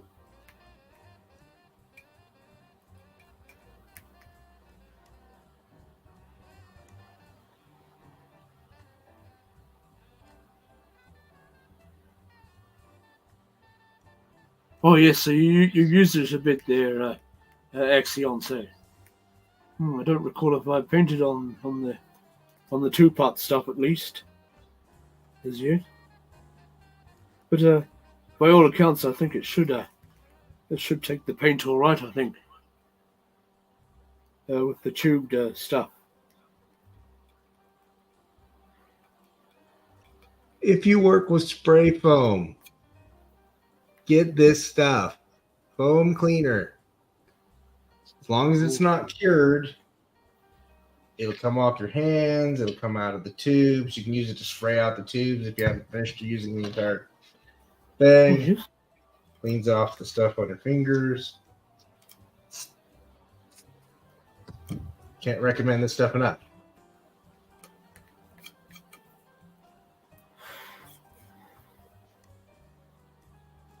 Yeah, Jim, I am creating a balsa wood house, or at least part of a house. And I'm just trying to fish out all these cracks here. It's going to be my Dreadnought diorama. So,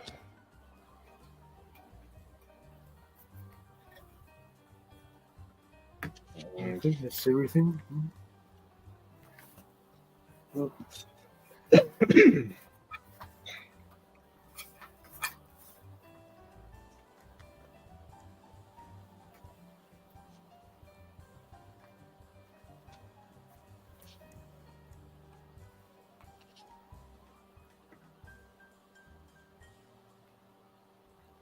yes, they're easy to smash through their lager, so when you're in the big costumes. Oh yeah, and probably less hurting yourself too, because exactly. balsa wood is quite soft. Yeah. Well, and I just need it. It's there for looks. It's not there for It's not a rough and tumble. They might have been able to salvage a few pieces after the Godzilla's done its thing. And it's a versatile wood, It probably looks good in explosions too. Little bits flying everywhere. Oh yeah. Yeah. Yes, I saw these fellows. They did a recreation of one of the Thunderbirds series that was only made into an audio story, so there was never anything filmed or puppets filmed for it. And of course, they went back and they scratch built all the puppets exactly as to how they made them back in the day, and using the audio from those audio stories of Thunderbirds, they recreated those audio stories, but in using the puppets and so forth. They even made a new puppet there for one of the well-known Indian actors. He played a bit of a bad guy there, and they made his own puppet up for him. Yeah. So he's asking if I have. I did download a file to print out for soda cans. I will probably just make the donuts, honestly. Mm-hmm. But I will probably get like a Thanos copter was showing off a drum kit and some guitars. I think I might get those for like background, or at least as viewable inside the house.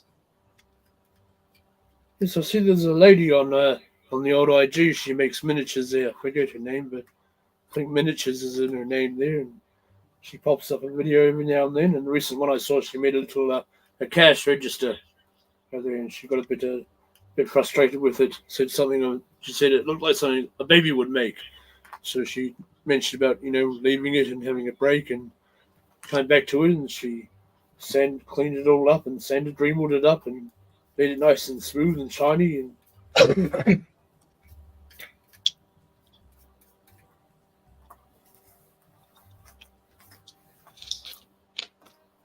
but yeah, she was working on a little shop, a miniature setup there. So she had all the coffee machines in the background and everything. And some of that stuff, the people who do miniatures are amazing. I don't have the finger dexterity for that. I don't think. You can buy those little kits too that you put in your bookshelf. Oh yeah. Or you can do what I saw one fella do. He cut a hole in his wall there, like a bit of a Tom and Jerry job there, with the mouse hole in the floor, and And he made a whole diorama about little Gizmo lying in bed watching all his 80s movies and had all the 80s posters around the wall and things. You might have seen that one yourself. Exactly. And then you get the ones that smash big holes in their ceilings and then they cut it up a little bit and then have the Hulk smashing through or something, holding a bit of a light in his hand or whatever. Exactly.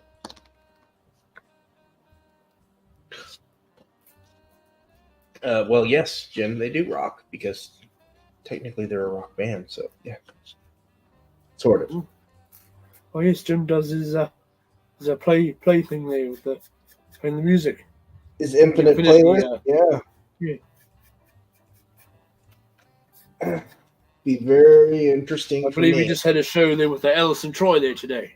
I have to catch up on that one too because I was adminning for Adam there on his live today. Hoping I can get that with my Exacto, but I don't think I want to get that with my Exacto. No, really, I can't even get it with this one.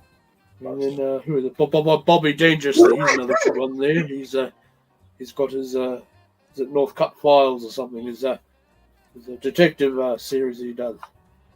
With the old yeah. Yeah, that was just an interesting take on it. Yes, the werewolves in there.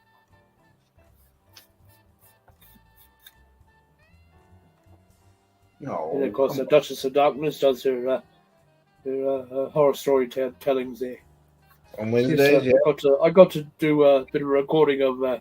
She wants me to add in some of the teacher parts of an old ghost story I sent her. We went to a camp one time, and Mr. Smeaton was my teacher there. And one night after dinner, we were all in there's a big, great dining hall at the Camp Iona. And he told us a ghost story about the ghost train of Camp Iona. They met a bit of a mangled demise after the bridge got washed out or something in a bit of a storm, and you had one of the train conductors that survived crawl his way up the hill to see he could see a house or something, the light coming from the windows, and unfortunately he gave up the ghost just short of the door there. And so he says every night you can hear the train go past and slam on its brakes, and you hear it squealing down the tracks there. And of course, our tents, you see, they're all set up right beside the train tracks there. There you go. Let's try. One wonders if he wasn't being a bit cheeky there, trying to scare me. But of course, it sounded like a train going past there every hour that night, and you heard some of the girls squealing in the tents. And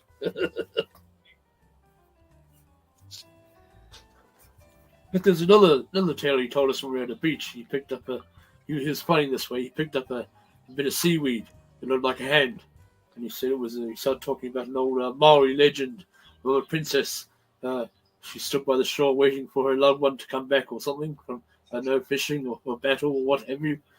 And he said the seaweed is her fingers. She reaches out for her loved one or something. Yeah. Yeah, just the lovely rock you to sleep stories that they tell you. Those are fantastic. Yeah, I want to go to sleep now. That sounds like fun. Yes, Joshua Skywriter. He's been crowdfunding for his Maui thing. I think it's to help raise money after they had the fires go through in Hawaii there or something. But yes, we when I saw the word Maui, we have a similar legend here in Eternia. Yeah. His name was Maui too. He was sort of a superhuman of the Maori folk that existed here. Well, they still do, but more in their tribal type way back in the day there. And you see, he apparently slowed down the sun there. He had his magic jawbone.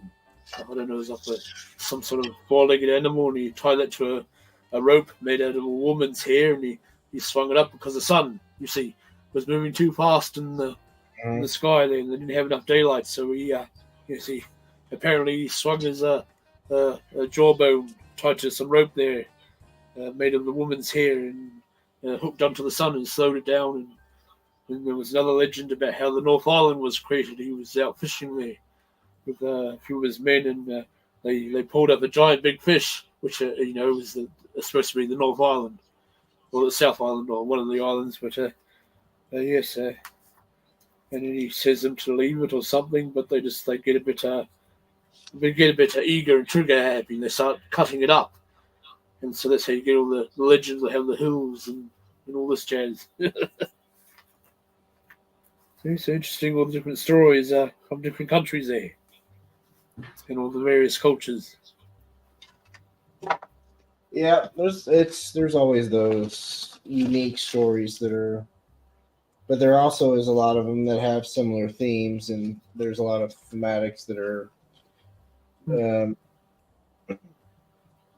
ideas that are pretty much universal, which are interesting to see. Because I think Maui in the Hawaii story is a similar thing, a relatively superhuman type of Herculean character. Yeah. But then the Maui, I think, they were descended from, I think, the Pacific Island areas or something, or one of those places that those people arrived over to New Zealand. So that's one way you get the commonality of different stories going on there, because they've usually been taken from some other location and brought around and sometimes retold there. And sometimes those stories are reissues. Oh, that's not what I was looking for, but it's nice to know that that's where it's at.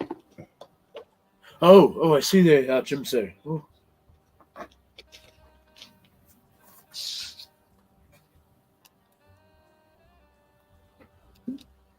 Yeah. What's up, Tony? Oh, is it Tony Spriggs, is it? Oh, yes. Tony, good evening there, sir.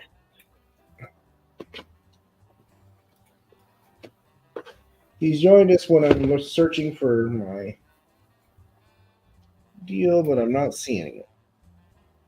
And I was here earlier, but I will let you regale them again.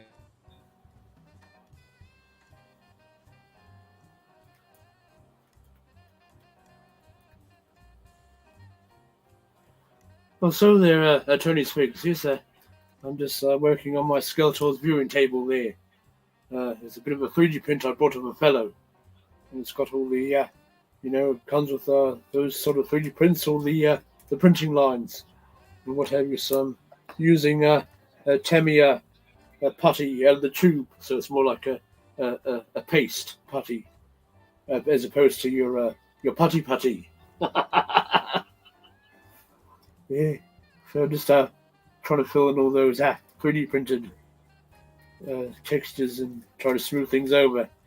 But I have to come in with my toothpick or my pointed tool there to clean out all the grout of the crack that runs along the tabletop there.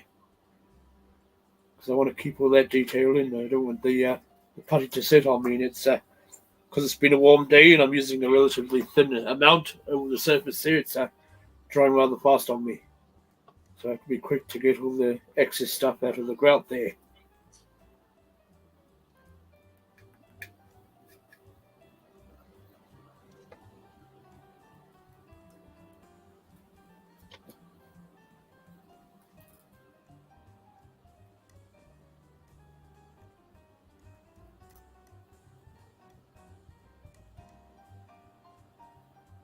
So do you have any other ideas of JoJo dioramas you want to try there? Space depending, of course. Well, I mean, they'll be actually after this, I will probably work on my Cosmic Legions diorama. Oh yes, I was going to say the next one you're looking at doing any Mythic Legions or Cosmic Legions dio pieces. Cosmic Legions one that I want to do.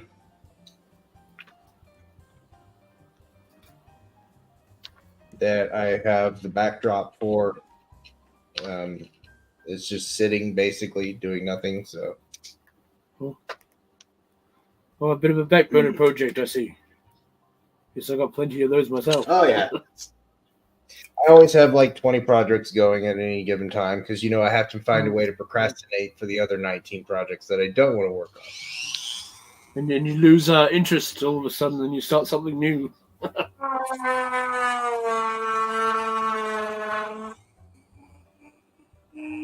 That's an interesting noise. So yes, almost got half of the table there, all filled in.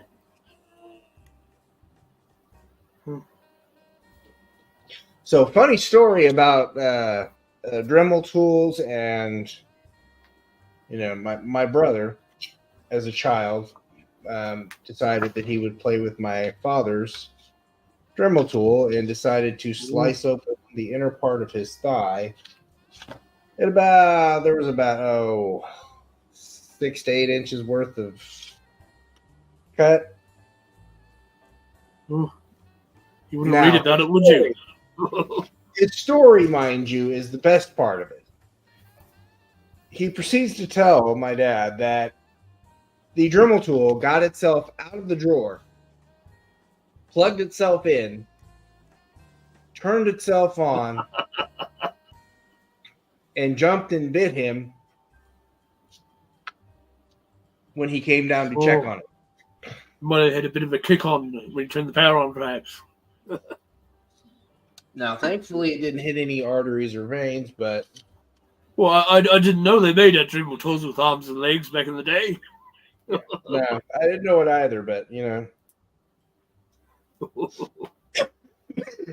whatever makes people happy, right? He was quite literally spinning a tail there. Yeah, of course. It's one of those moments where you just hold your head and just like, really? That's what you thought up at the time? If it's not the dog ate my homework, it's something else. Yeah, exactly. It's right up there.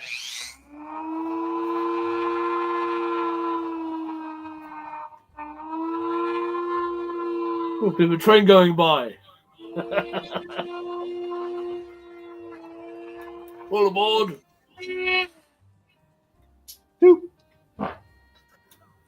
All right.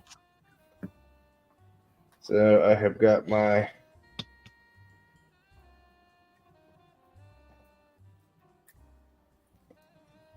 Well, speaking of trains, a lot of fellows do those train dioramas there. Yeah, I'm trying to decide. Oh, the other way. No wonder. I was like, and that seems awfully high. And I was like, oh, yeah, that's right. Oh, yes.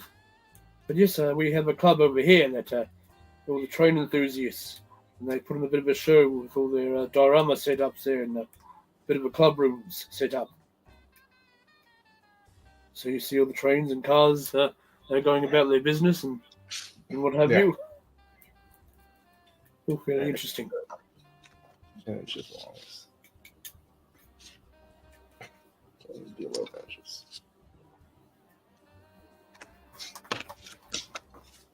Okay. So.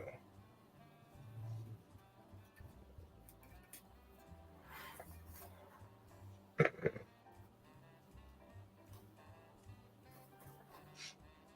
trying to think of how tall I want to make this house. Oh boy, Roman's here. Oh, Roman the dog. Yeah. Well, there he goes. Oh, hello, fella. You've been good for Lawrence there, I hope. Probably not on Lawrence's leg, You might want to go outside, I think. I'm sure he does. He always wants to go outside. Oh, yes, I suppose living in the old, was it the American parts, you get all the Yetis and UFOs buzzing about there, causes the old animals to go a bit nuts. And they want to see what's what, and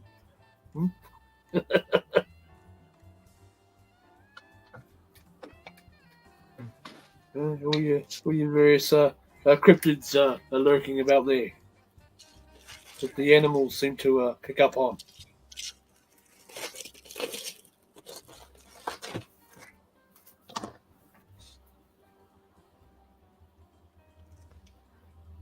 It's a good little natural danger alarms there, you might say.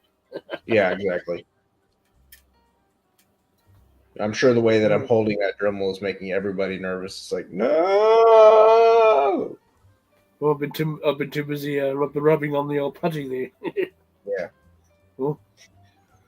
All right, so got my window. So, Adam drives us a bit nervous when he cuts into his action finger blisters there. We're worried he might cut his fingers there. You're making us nervous there, Adam. You know what? I guess worst case scenario, I cut off a finger and we're all short for the night. Well, it's putting your sweat and blood into it, as they say. It's not a job until I'm bleeding, so I got to do something. Yes, you're not working unless there's some form of type of mess there. Exactly. So, I don't know if it was an ad I saw. This guy's wife. It was an ad for a washing machine powder or something. And she washes his work clothes, and the boss ends up firing him because his clothes aren't dirty enough. He thinks it's not working.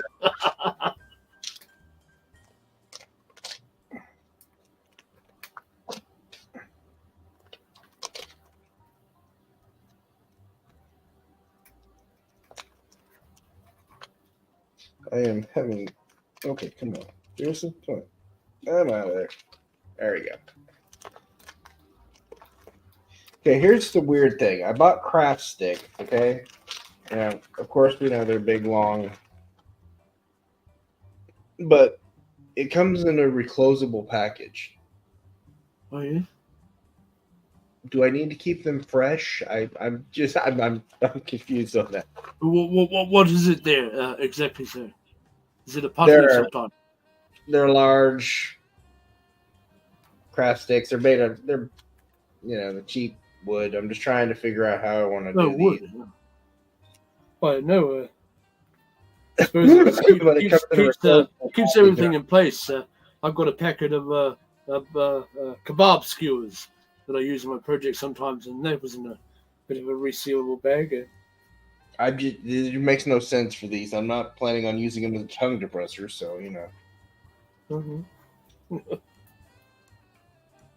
So let's see.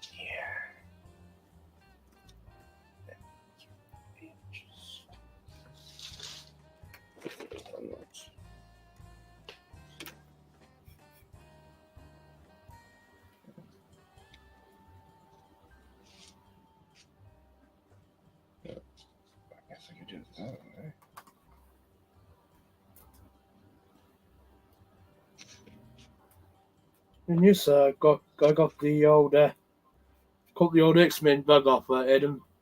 Also, so I got Wolverine there and Storm and Magneto.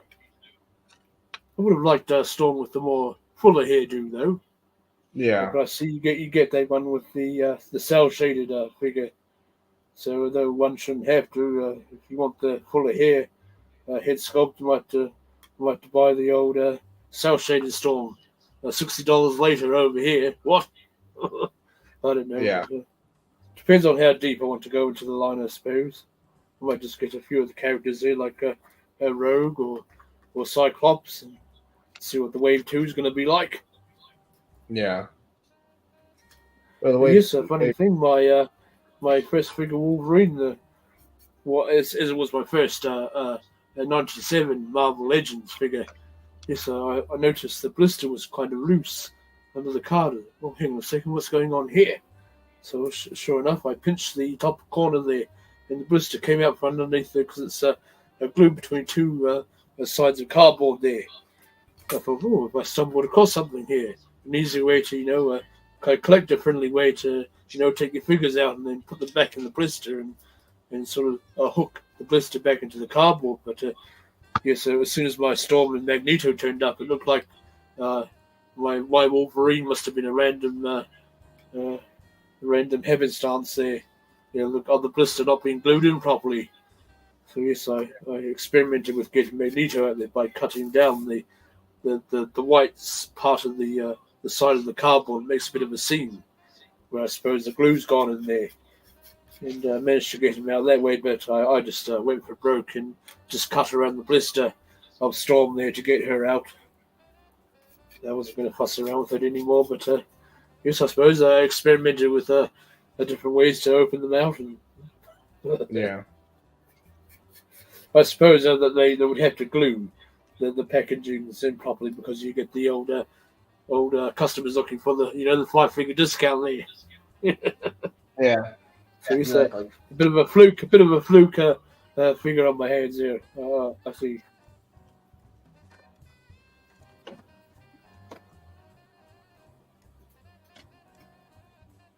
But no, they're quite nice figures here.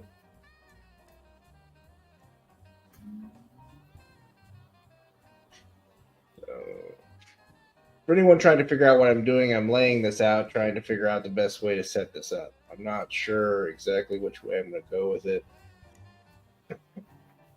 because I don't need the full house because it take up too much space in the dio. So I need basically 3 faces of it, not the 4th.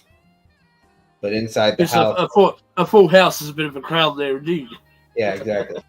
So I'm trying to figure out how I'm going to lay this out. And I'm trying to do it based on the materials that I have because I don't want to go buy something else. Plan your strategy out there before you start gluing things on. Well, I didn't. I haven't really done the architecture to look at it, but I needed to get an idea of the size and the depths and the, where I needed to place stuff relatively before I do the. Yes, a similar thing I do with when I use the 2-part putties. Sometimes if I mix a bit too much, I end up with a little bit left. But like I mentioned to you before, I usually make a little stone up or a rock or something, and then just throw it into a container that I can put into a dio later. But usually, because when you apply 2 halves of it together, you're doubling the volume of the putty. So I'll work out with a little bit of, say, the not the hardener of the putty, but the other stuff you mix it with, and just sort of roughly work out, the area I'm going to be sculpting, and then I'll cut out that amount in the hardener and then mix it together. If I'm needing to, do a double sided job type thing.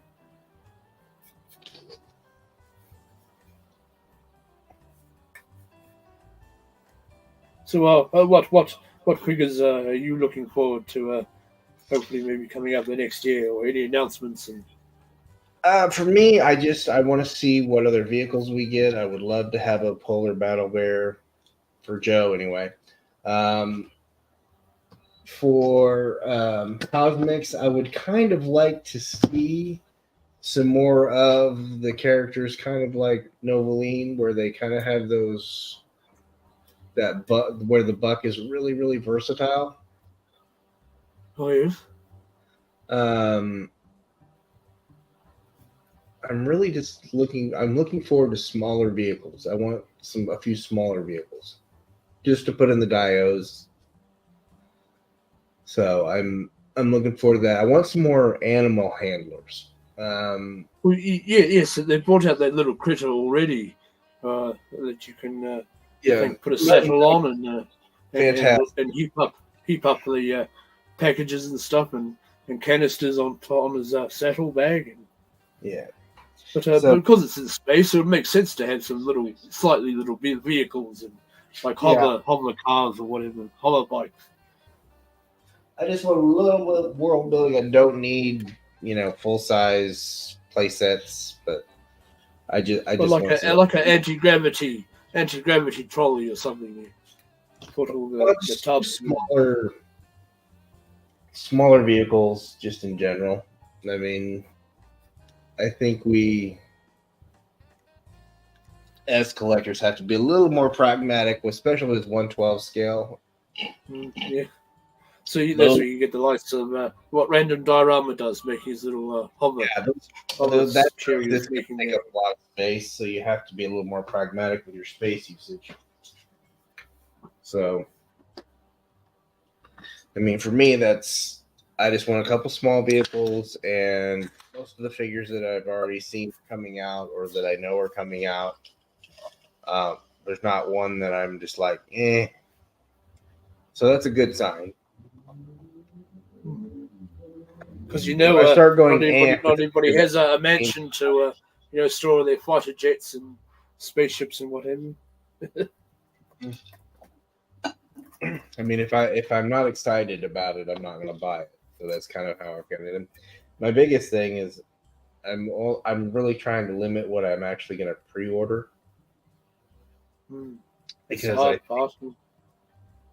I think doing that is not helping with my collection. It's more like me trying to like shove things together to make it work.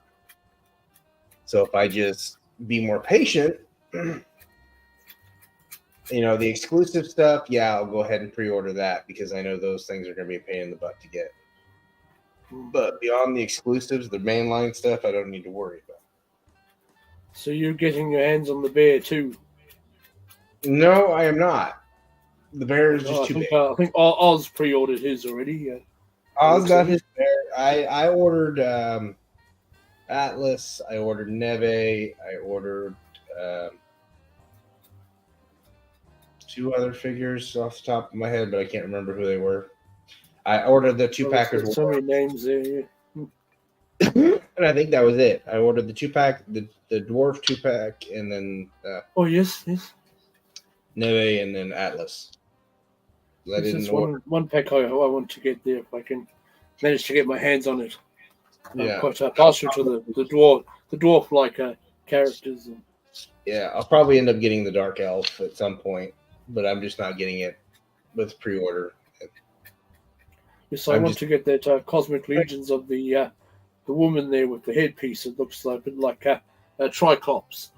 I want to try getting more into the Motu tributes there. Yeah, and I think for me, the mythics that are Motu tributes are the ones that I'll probably focus on getting going forward. Yes, I've seen the Buzz Off one there, and the fellow that did the Clawful. Yeah. So I think for me, the direct Motu homages, those will be the figures that I get for mythics. Now, Cosmics is going to be I'm probably going to get most of Cosmics. Because I did do an all-in for the last 2 waves. So of course, we've seen they've already done a few more official Motu tributes in there with many faces and Whiplash so far. Yeah. So I'm hoping to get. I do have Poxus and Thrace Thaler or Thrace Thaler. I can't remember which way that goes. And then the Alcagar, I went ahead and put him on a pre-order. Those are the from Poxus that I'll be getting.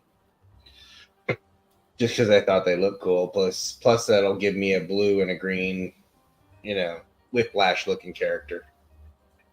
Yes, hopefully, I don't have half of these ones. As bad as Kraggers are. I guess if they are, I can manage it, but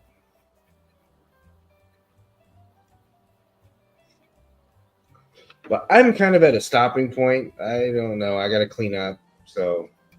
Oh, good. Yeah. And it's almost 11 o'clock, but we're getting. I'm to a stopping point for the most part. I can't really do anything else for tonight. I have to wait for that foam to cure. Yes, indeed. That's why I did all the foam work on sculpting the faker parts of the He-Man there first, because of course I'm hoping to get the whole custom done in one live, and of course they'll be waiting there all night for the putty to dry and so forth. So I did all that first, and yeah. So before we go, why don't you tell everybody what you got going on? And I suppose yes. Next week on Tuesday, I'll be doing part 2 of my Lego build of the Talon Fighter, the Mega Constructs Talon Fighter and Point Dread there in Panther. I was hoping to get. I was planning to do it in 2 parts, but I was planning to get it a bit more completed than what I got done there last week. I had all sorts of problems from, trying to get this camera set up right, and then we had echoing issues with the old Marco Polo going on there, and I was dropping pieces all over the floor. So that stopped me in completing some of the stages of putting that Lego set together. So I got myself a tray now, so I won't lose any pieces on the floor, and I've got everything set up right as far as having 2 cameras go, of course, and trying to remember to keep on the frame there. See, so that'll be me next Tuesday around 10:30 a.m. GMT time, or Eternian time, or whatever you call it there. And I was going to do the live of the a faker custom then, but because I decided to do the thing in 2 parts, I've moved that live to another date. So that's I think pretty much me for the next week, and we might see Oz might be in Oz with his clubhouse there tomorrow night or something. All right. So what about you there, Aaron? I got the clubhouse tomorrow night. I don't have any other things until next Friday, but my guest, as of today, is scheduled to be Michael from Toy Habits, so that should be exciting. Oh, yes, Before we go, though, we got to go with this most important question that I ask every week. What did you find joy in today, Eldor? Oh. Well, I suppose being on the show with you there,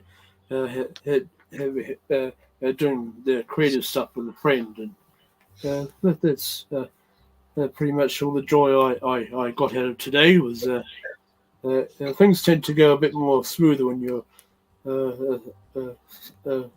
being creative there. If you've got someone to talk to about things, and so yes, maybe learn a few things off each other. But yeah.